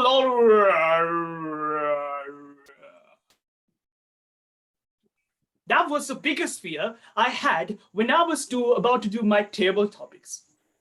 So, like everyone else when you have that first opportunity of doing the table topics, I had my biggest lie ever. Contestant, ladies and gentlemen. Now, when 2020 started with the new normal, the virtual environment, I was invited to be a part of a Toastmasters meeting. I went there and seated along, looking at the speeches doing with different actors from different parts of the world, talking about life and experience. And I was like, wow, I want to be like that one day. But then again, all of a sudden, someone named Table Topics Master called out my name. We have a guest here among today. Jehan Paul, would you like to try a table topics? Now, that moment became a devastation. Because, in my country, the internet is not the best. So I knew that this is going to be the worst thing that happens to me. So I came up with the biggest lie that I wanted to have that moment to get out of that situation. I told them that I am in a very, very difficult situation at the moment. The country, the power cuts, everything is going on. And I'm in the darkness. You can't see me at the moment. So please, please, please, please, let me go. Let me go. I just had that biggest lie and I wanted to leave the meeting at the moment. But then again, there was another Sri Lankan friend who realized that it's a lie at all. And he told me, just grab the opportunity. Just give it a try. Yes, it was my biggest lie because I was afraid of the moment. But then again, I was thinking, okay, maybe I should give it a try. And then there was I, revealing my biggest lie. I did my table topics with all the interruptions. And here I am. That led me to this stage here. So ladies and gentlemen, sometimes there are lies in your life which gives you opportunities. Over to you. Thank you, contestant number 3. Let's observe 1 minute of silence for the judges to mark their ballots. Timer, please let me know when 1 minute is up.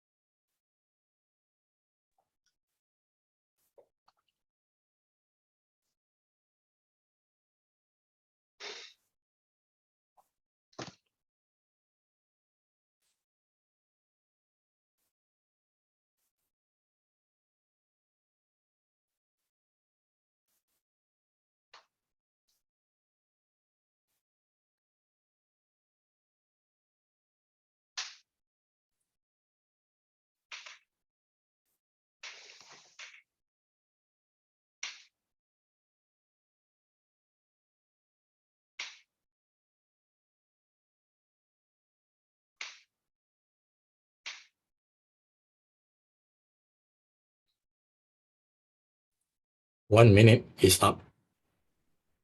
Thank you, timer. Contestant number 4, Kenneth Fong. Contestant, please repeat after me. Can you hear me and see me clearly?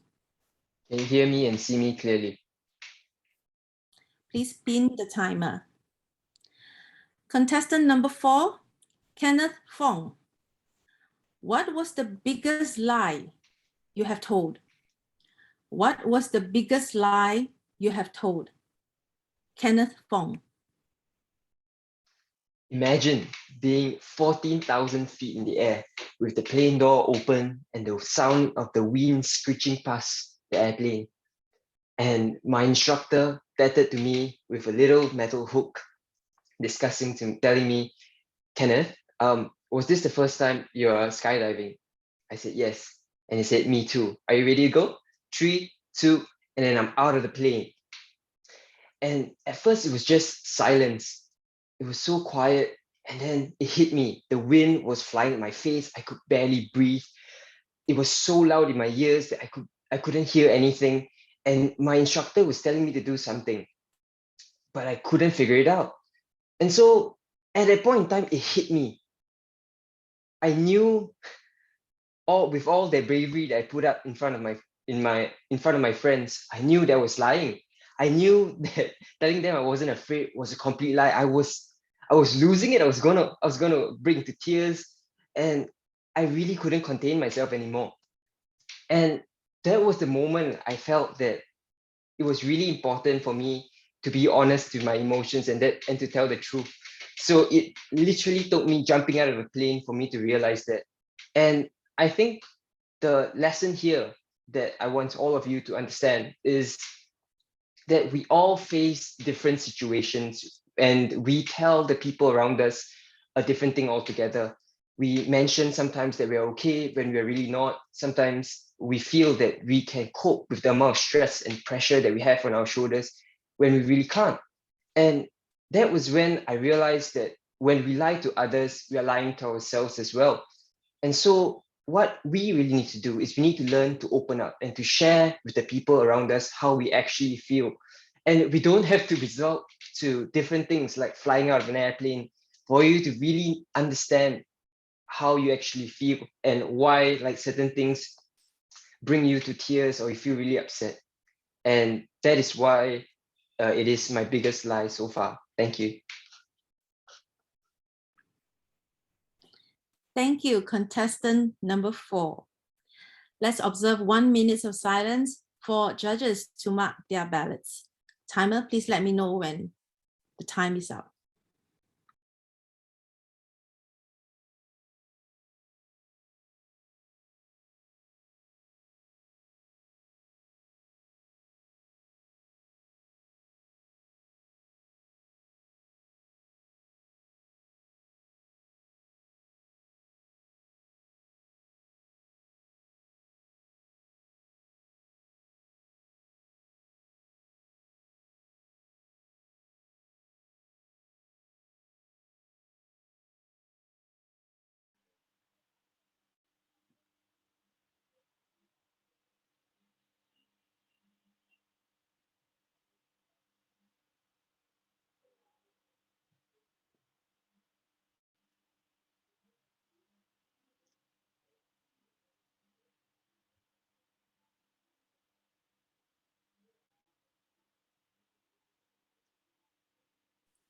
One minute silence up.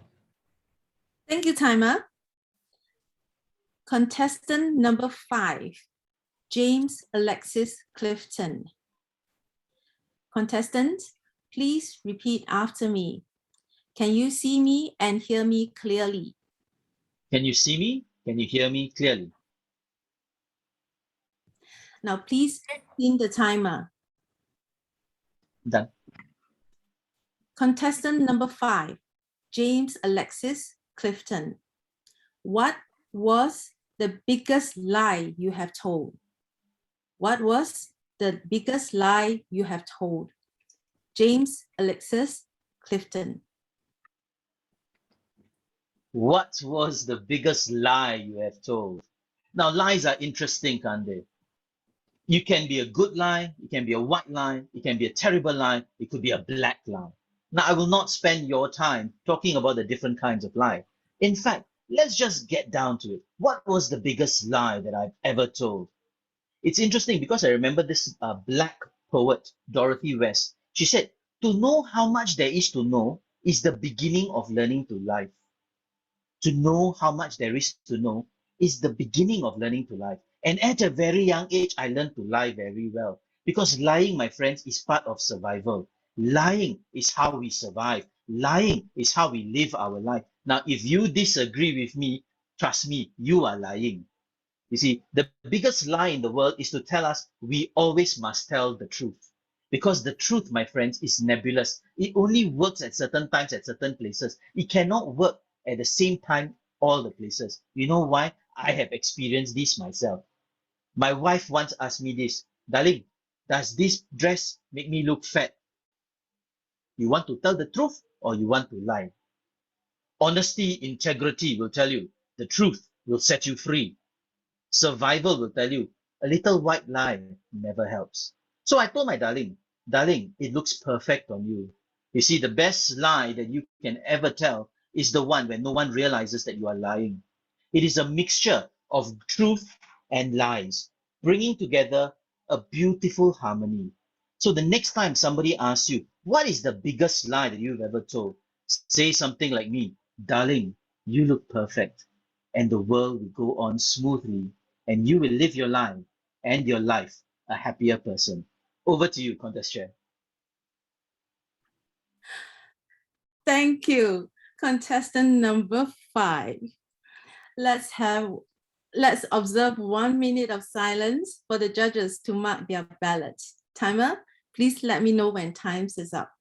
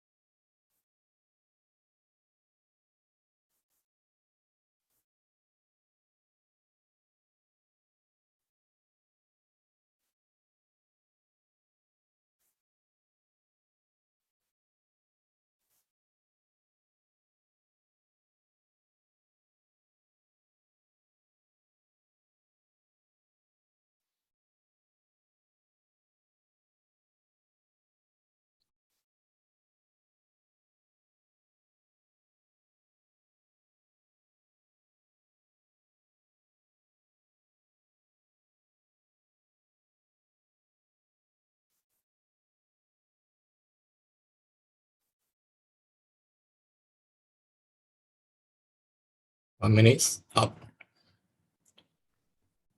Thank you, timer. Contestant number 6, Jason C. Contestant, can you repeat after me? Can you see me and hear me clearly? Can you see and hear me clearly? Now please pin the timer.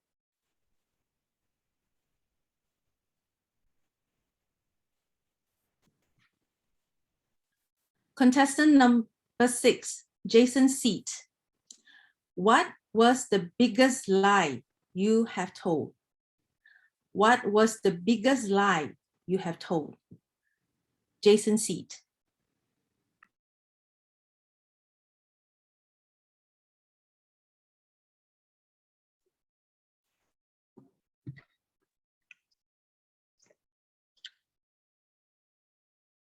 Back in my young days, I told the biggest lies to my parents because I wanted to play truant outside. So that day, I remember vividly is that I told my parents that I'm actually going for a football trip. But instead of playing at a football trip, I told them that actually I went to a barbecue and chalet.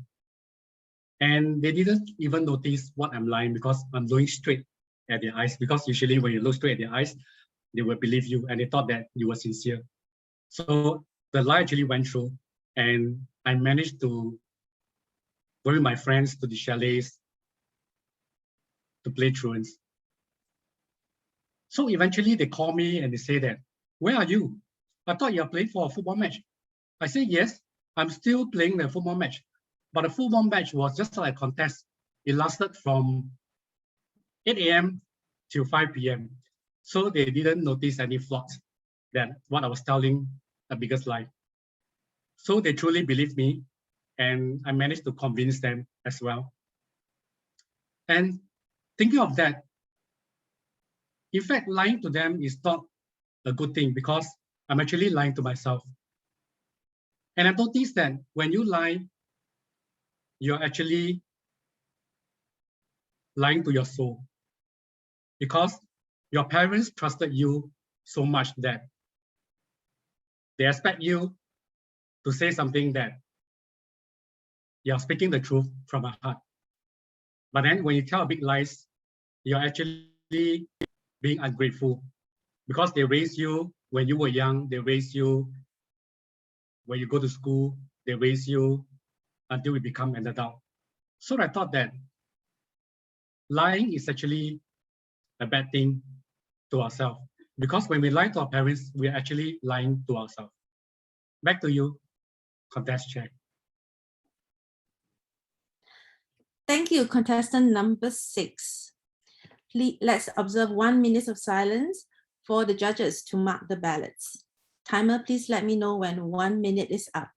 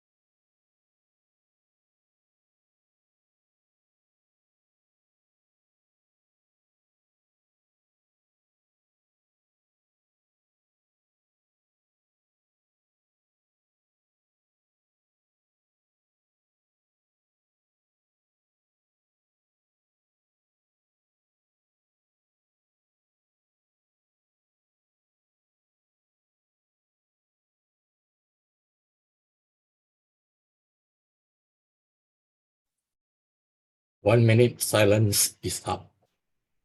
Thank you, timer. Contestant number 7, Jen Chen. Contestant, please repeat after me. Can you hear me and see me clearly? Can you hear me and see me clearly? Now, please remember to pin the timer. Contestant number 7, Jan Chen. What was the biggest lie you have told? What was the biggest lie you have told? Jan Chen. In our lives, there will come a time when we cannot speak the truth, not just to others, but also to ourselves.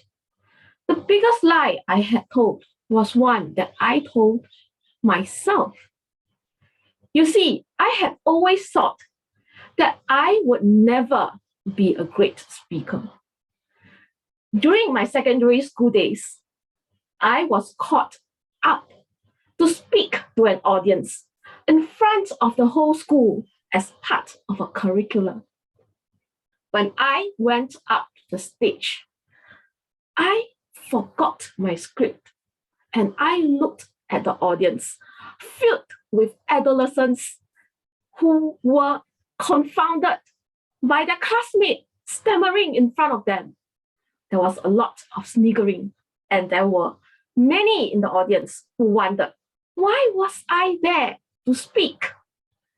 Ironically, I had performed many times in front of others.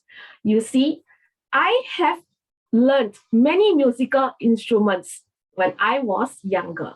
I can play the piano, I can play the Chinese instruments, and I could use the harmonica with ease, communicating my musical vision to many around me. And yet, at that moment, I spoke in front of on the podium in front of many others who were not listening to me. That event really made me very scared of speaking in front of others. And that lie I held with me in a long time. So, my friends, if you ever find yourself wondering, are you able to speak in front of others? Maybe that same lie falls within you. My suggestion is to always examine 3 things. First, ask yourself, are you really unable to do it? Or is there something you can do to change what matters? For me, that decision came when I realized that I could take a more proactive approach. I joined a Toastmaster club that really gave me the opportunity to learn to speak. As I slowly turned my many assignments to speeches, I slowly gained confidence. And with that, I learned that I could do a lot more than I envisioned for myself. And that was the first point that got me out of my comfort zone. The second point to tell myself, is this really a lie, was to seek others' opinions. When different mentors reached out to me to guide me and help me, I learned I could do a lot more. So my friends, if you are wondering if you are telling yourself that lie, seek the opinions of those who have your interest at heart and learn from the best. Thank you. Thank you, contestant number 7. Let's observe 1 minute of silence for the judges to mark their ballots. Timer, please let me know when 1 minute is up.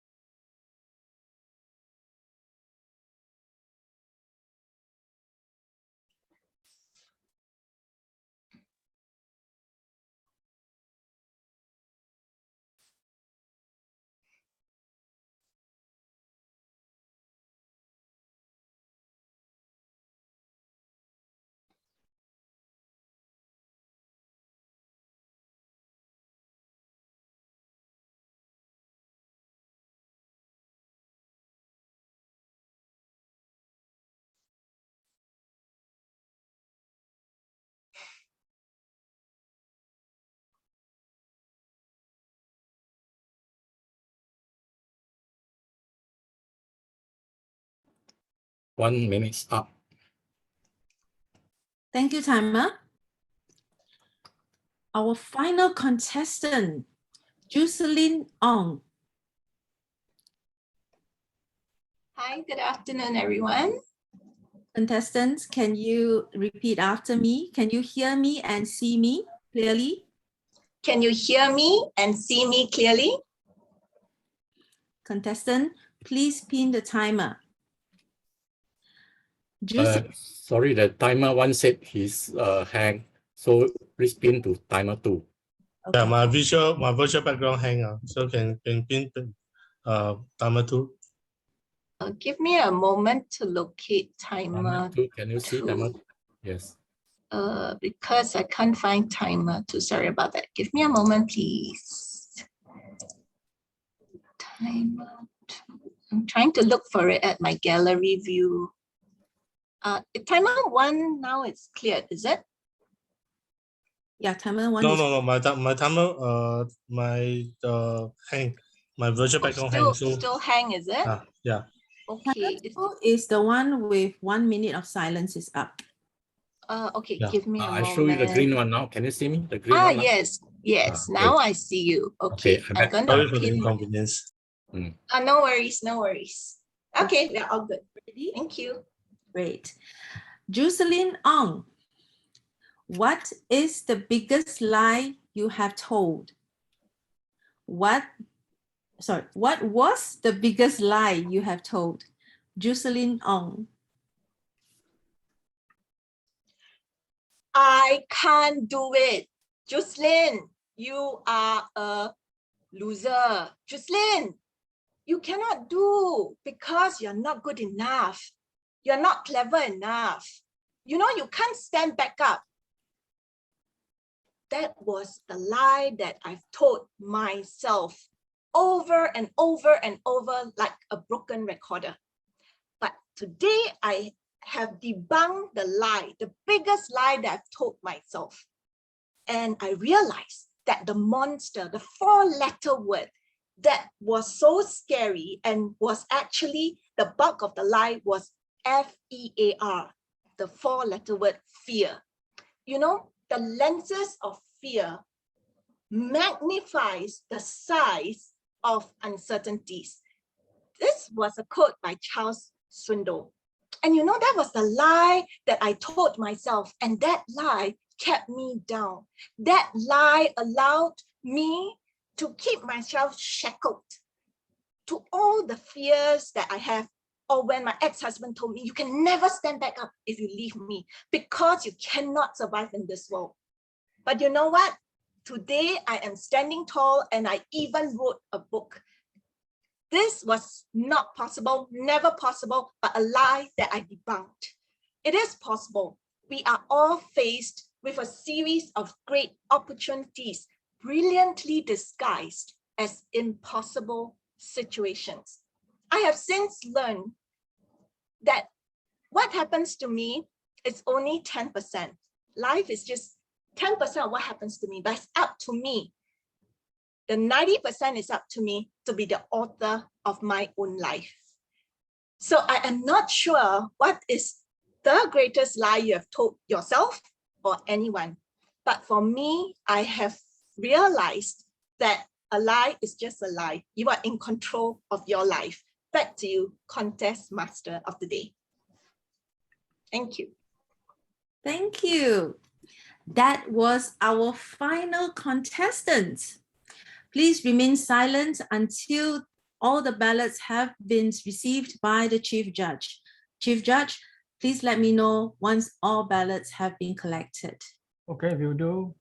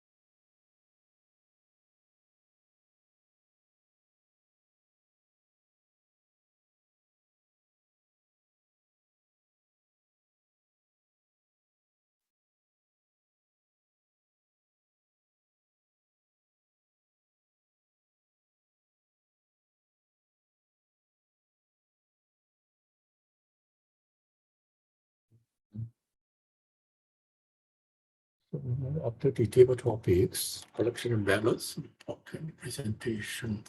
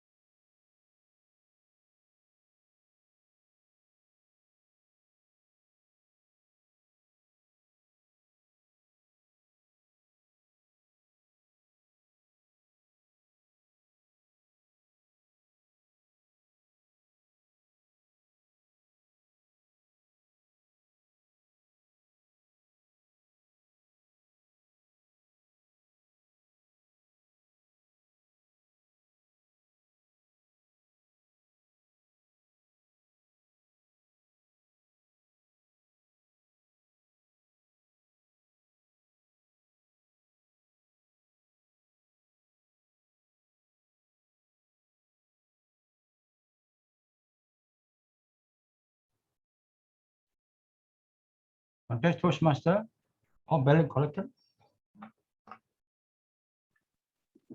Or ballot collector? Thank you, Chief Judge.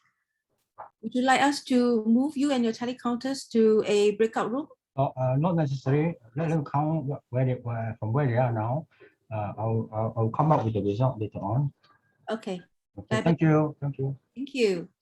So, ladies and gentlemen, Division G table topic contest is adjourned. Yay! Well done, contestants.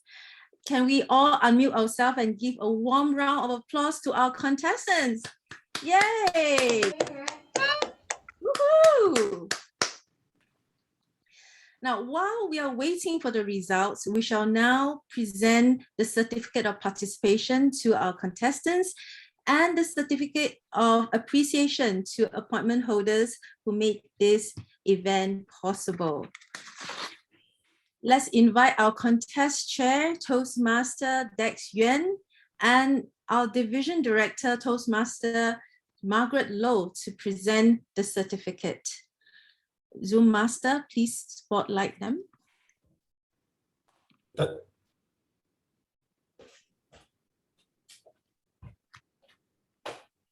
Can we have the certificate of participation first?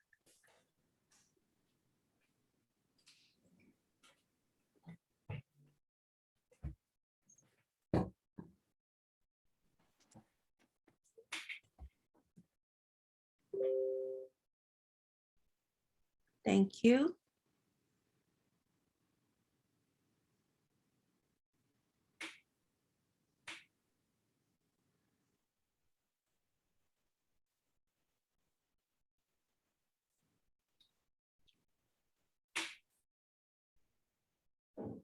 Zoom master, can you spotlight the contest chair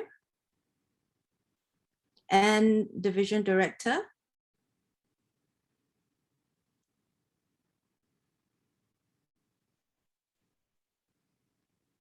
Can you see me? Cannot see you. How about myself? Can you see? Now I can see you. Oh, okay. Okay, right. The certificate of our first certificate of participation goes to James Alexis Clifton. Please spotlight James. Where are you? I am here. Thank you. Thank you, James. Congratulations. Congratulations. Job well done. Smile. Photographers. Right. Smile. Thank you. Thank you. The next certificate of participation goes to The next one goes to Jason Seed. Thank you, Jason. Hi, Jason. Good job. Congrats. All right, Maya. Okay, thank you. Okay, next certificate of participation goes to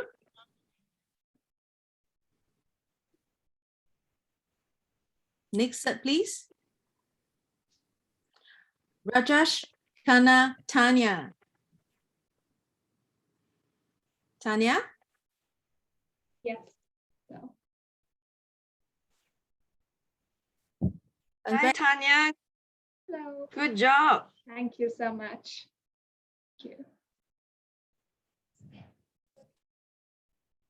Right, Maya. One more. Thank you. Thank you so much. Thank you. Okay, the next set of participation goes to, next set, please. Harris Y. Harris, where are you? Congrats. Hi, Harris. Well done. Thank you, Margaret. Thank you, contest. All right, smile. One more. Thank you. You? Okay, the next certificate of participation goes to Ong Kai Kiet. Kai Kiet, where are you? Hi, Kai Kiet. Thank you. Congrats. Good job on your speech. All right, smile. Sorry, I think your camera is on. Turn on your video camera. Kai Kiet. Kai Kiet, can you turn on your video? Oh, did somebody turn off his video? Zoom Master?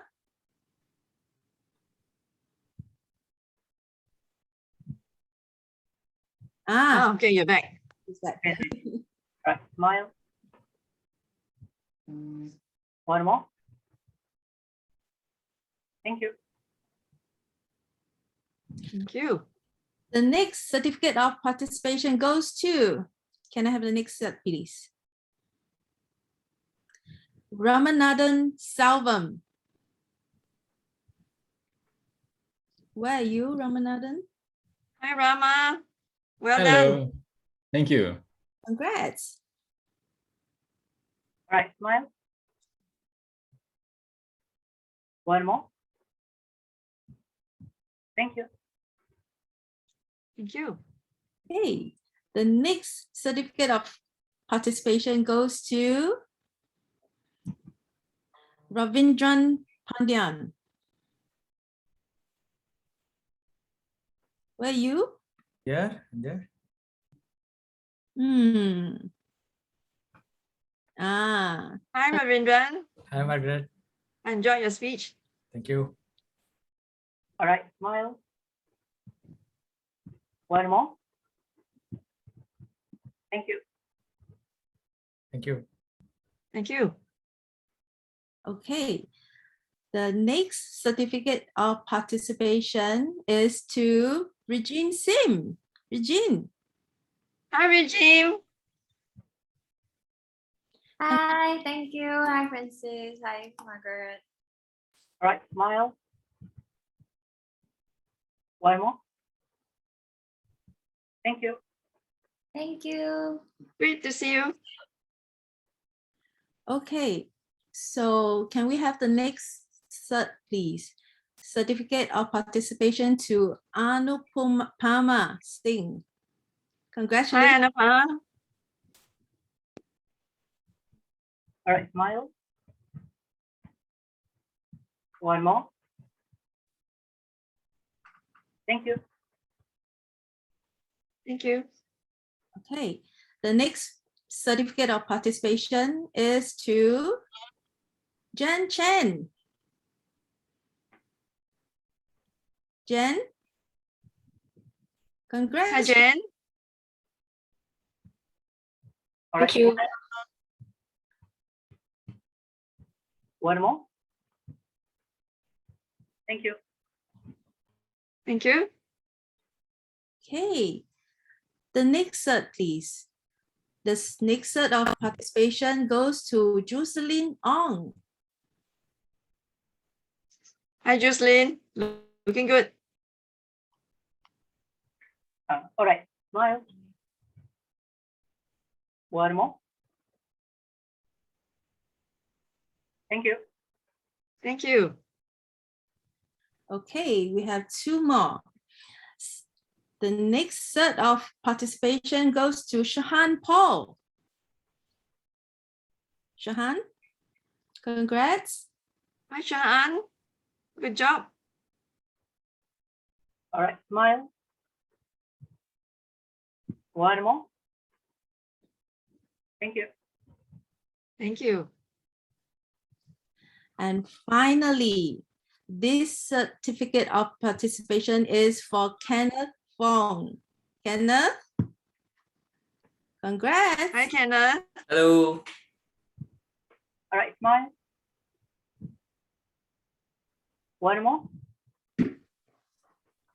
Thank you. Thank you. Thank you. Okay, now we're going to present the certificate of appreciation to our appointment holders. Can we have the cert, please? Right, Zoom just a moment, huh?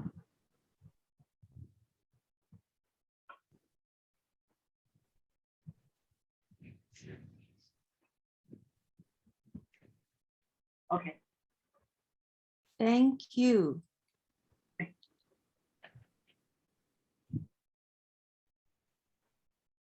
Where is it now?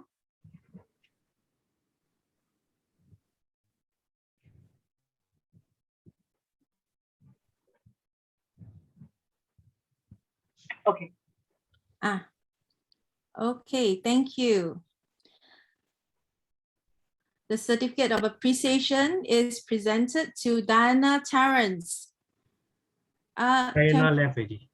Oh, she left. Can we, okay. Then can we go to the next one?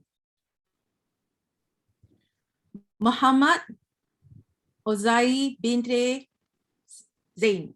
Did I get your name right? I hope so.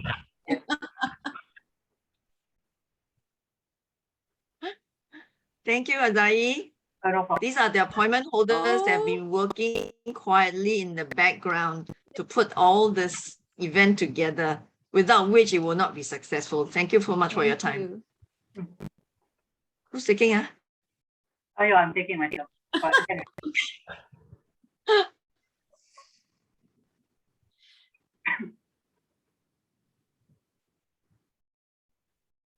Okay. Next Are one. we good? Next one. Thank you. Certificate of appreciation to Cheng Pia Kin. He's our Zoom master. Hello, Pia Kim. Thank you for working tirelessly. Right, smile. One more. Thank you. Thank you. Okay. The next certificate of appreciation goes to Hina Agawa. Is she here, Hina? Hina, I don't think. No. Okay. Then next one. Cha Chun Kiet, our chief judge. Is he here?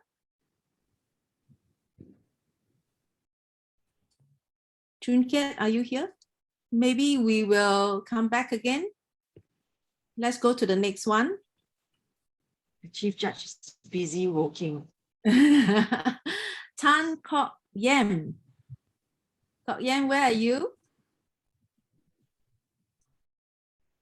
Yes, I'm still around. Oh, thank you. Thank you, Koyam. All right, smile. One more. Thank you. Thank you. Okay, the next certificate of appreciation goes to Thomas Lee. Thomas. Hi, everyone. Hi, Thomas. Thank you for your time. Thank you. All right, smile. One more. Thank you. Thank you. Okay, the next certificate of appreciation goes to Muhammad Noor Hakim. I'm over here. Hakim, where are you? Hi, Hakim. Thank you. Hi. Most welcome. All right, smile. One more. Thank you. Thank you for your time. The next certificate of appreciation goes to Nui Tan Tong. Nui, Hi, Nui. where are you?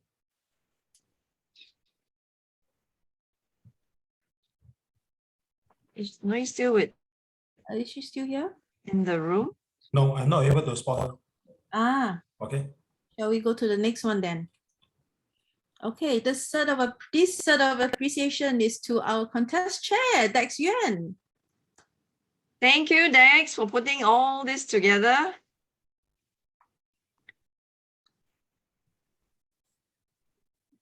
Right, smile. One more. Thank you. Okay. Thank you for meticulously and precisely executed division contest. Wonderful job done. Okay, the next set of appreciation goes to And we have our contest Toastmaster. Thank you. It's my pleasure and honor to be the Toastmaster of the day today. Smile. One more. Thank you. Thank you. Contest Toastmaster. Back already? Is our Chief Judge back?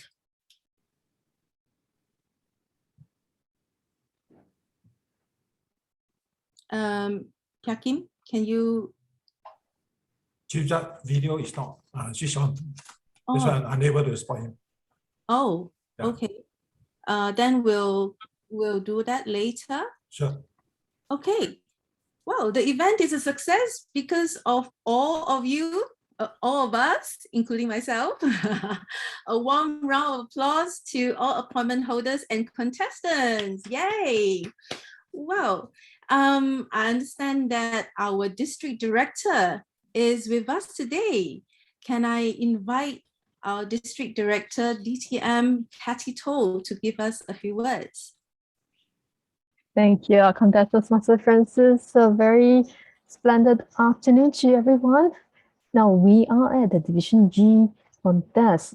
Just now the table topic question was the biggest lie that you have said to yourself.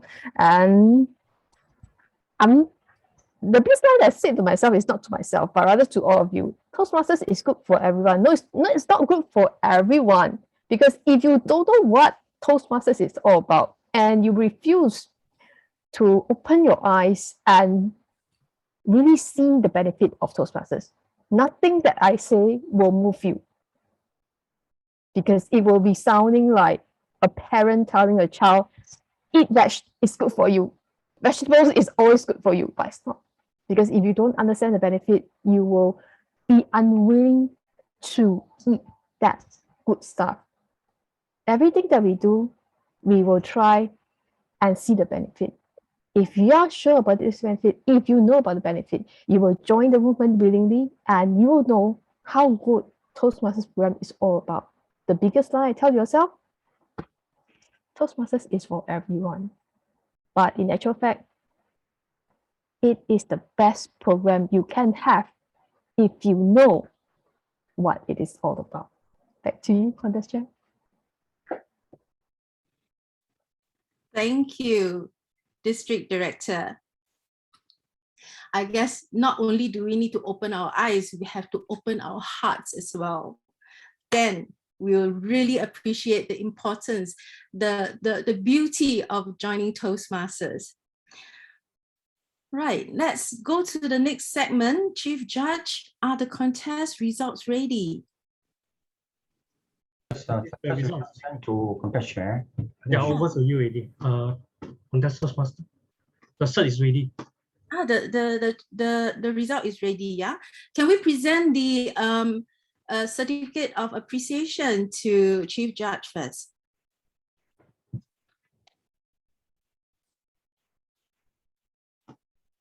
Just give me a moment. Can we highlight? Yeah.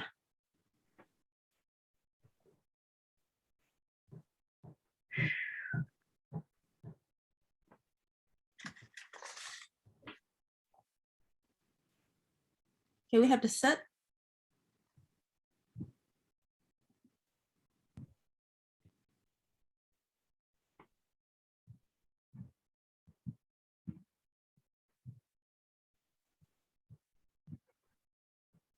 There you go. Thank you, Chief Judge.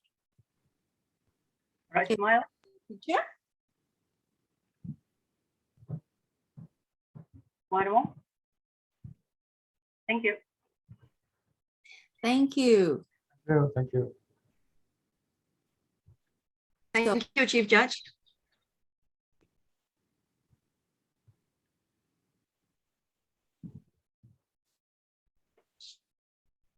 Okay. Ladies and gentlemen, the results are in.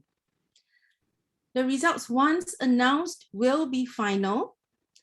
Today, the champion of each category will represent Division G in the District 80 International Speech Contest to be held on 22nd May, Sunday, and Table Topic Contest on 7 May, Saturday, over Zoom.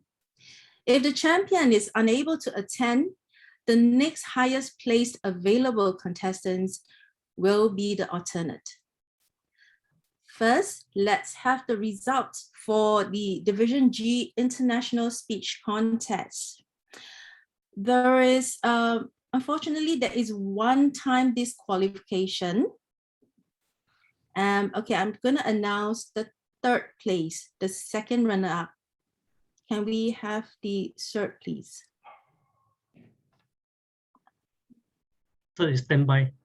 Standby, huh? Yeah. Okay. The second runner-up is Ramanathan Salvam. Where are you? Congratulations, Rama. Thank you. Right, smile. The cursor. We want a perfect picture. All right, thank you. Thank you. Congratulations. Okay, next up, first runner-up for the Division G International Speech Contest, Regine Sim. What? Congratulations. Congratulations, Regime. This is Regine's first time in participation in a contest, right? Congrats. Hey, where are you? Get my ball out. Oh, went to grab her ball. Your prop. Right, smile. One more. Thank you. Thank you. Well done, Regime. Congratulations. Okay, are you guys ready? The champion. Drum roll. International Speech Contest goes to James Alexis Clifton. Congratulations. Where are you, James? Thank you. Thank you. Congratulations, bro. Well done. All right, smile. One more. Thank you. Okay, now let's. Good job. Now for the results of the Division G table topic contest. No time disqualification. The second runner-up goes to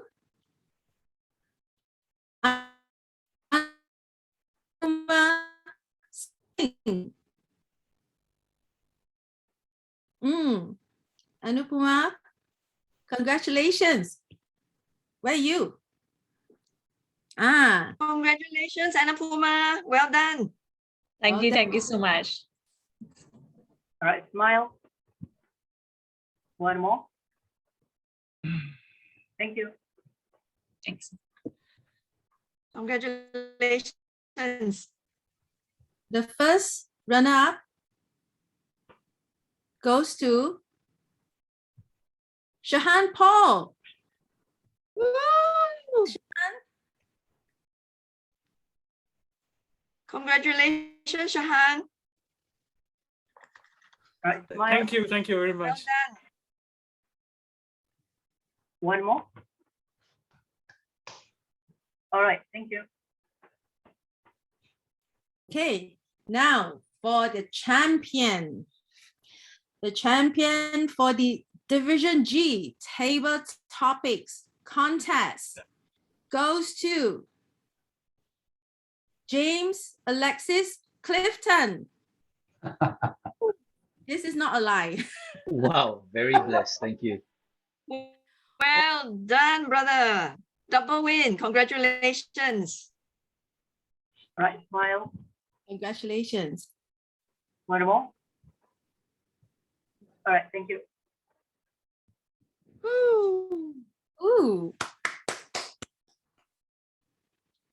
All right. Once again, our champions today, our champion is only one champion for both category. Today, James will represent Division G International Speech and Table Topic Contest to be held on 7 May and 27 May, 1 to 5 p.m. over Zoom. Do come and support our contestants. Thank you, Chief Judge and your panel of judges. Again, congratulations to all winners and to all contestants. You did an amazing job. Ladies and gentlemen, we have come to the end of the contest. It is my pleasure to be your contest Toastmaster today. I hope you all have a fantastic Saturday evening. With that, let's invite our contest chair, Toastmaster Dex Yuan, to give his closing address. Contest chair, Dex Yuan, please.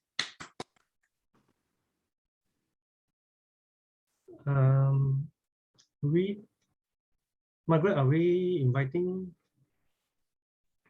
somebody to speak first? Division Director has already spoken. So no need idea. Okay, so I will ask you are not speaking. Okay. So yep, dear contestants, how are you? You may have missed many of your Netflix episodes while preparing your speeches. Finally, the race for today is over. You can get down to your knees to relax like a real king or queen, and also get your WIN, what I need. I hope that you have overcome your butterflies in your stomach here today also. The more you compete, I think the better you get. And congratulations to every one of you, especially the winner, the only winner, okay, James, who will be representing Division G at the next race, which is at the District 80 contest. I've peppered part of the speech title of the international speech contestant in what I said earlier. And as you can see, all our thoughts are connected. We have also heard all the lies from the table topics contestants, which turns out all to be inspiring stories which touches our heart. I hope every one of you have an enjoyable afternoon of fun and learning. Most importantly, take away with valuable lessons. And I also like to express my appreciations, most importantly, to this list of people.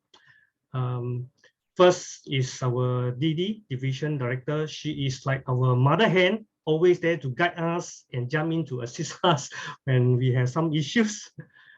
And next, our contest Toastmaster, which is one of the toughest role here. Before I approach her, I actually approached at least 4 to 5 people who have turned me down. Thank you for taking on this tough job. You did a splendid job. Thank you so much, Francis. And CJ, Chief Judge, and your panel of judges, the people behind the scene working hard to help us to select who are the winners. Our 2 SAAs, Dinah, and our young man, Auzia, which we always get problem pronouncing your name. Counters, Hakim, Neil, thank you for helping. Timers, both are there. Both of them are from Grassroots Toastmaster Club. Thank you for coming to assist. Our publicity officer, Hina, for designing all the nice posters, all the nice shirts. If you like it, it's all credit to her. And of course, thanks to our district officers for gracing this event. And last thing to inform you, our next big event for Division G is what event? Anybody knows? The next big event? Achievers Day. Yes, thank you. Our next big event is on the 11th of June, the Achievers Day. So please mark that date. On the day, we will have the Toastmaster of the Year award. And for all the clubs here, if you have not decided on who is the Toastmaster of the Year, you should start working on it. You have about a month to submit a nomination to your area director, and that is 15th of June, 15th of May, sorry. Okay, please submit it by 15th of May, and we will select the Puya to be presented on the Achievers Day. And see you soon. Back to you, Contest Toastmaster. She looks lost. Maybe I can jump in here. At this time, I would also like to acknowledge the presence of past District Director Patricia Lam. Thank you, Margaret. Thank you for gracing this occasion with us. It's such a pleasure, and it's such a well-organized event that I am totally amazed with all the hard work put in and all the members having such a wonderful time. Thank you so much. Thank you, Patricia. I would also like to acknowledge Program Quality Director Niza Khalil that was with us for a short time, and also Club Growth Director Swana Kalian that also graced the occasion at the earlier part of the event. And I also like to welcome our past Division Director, Nora B. Hi, Nora. It's good to have you. Hello, hello. It's nice to be here. So I made every effort to be at Division G contest till the end. Yes, we acknowledge that. Thank you. Thank you. Thank you for being here. So this is the end of our International Division G, International Speech and Table Topics Contest. Thank you all for taking time out today, and have a great weekend. Thank you. Thank you. Bye-bye. Stay safe, everyone. We'll see you back at the District 80 Annual Conference. Be there to support our champions. Bye, everyone. Bye. Thank you, everybody.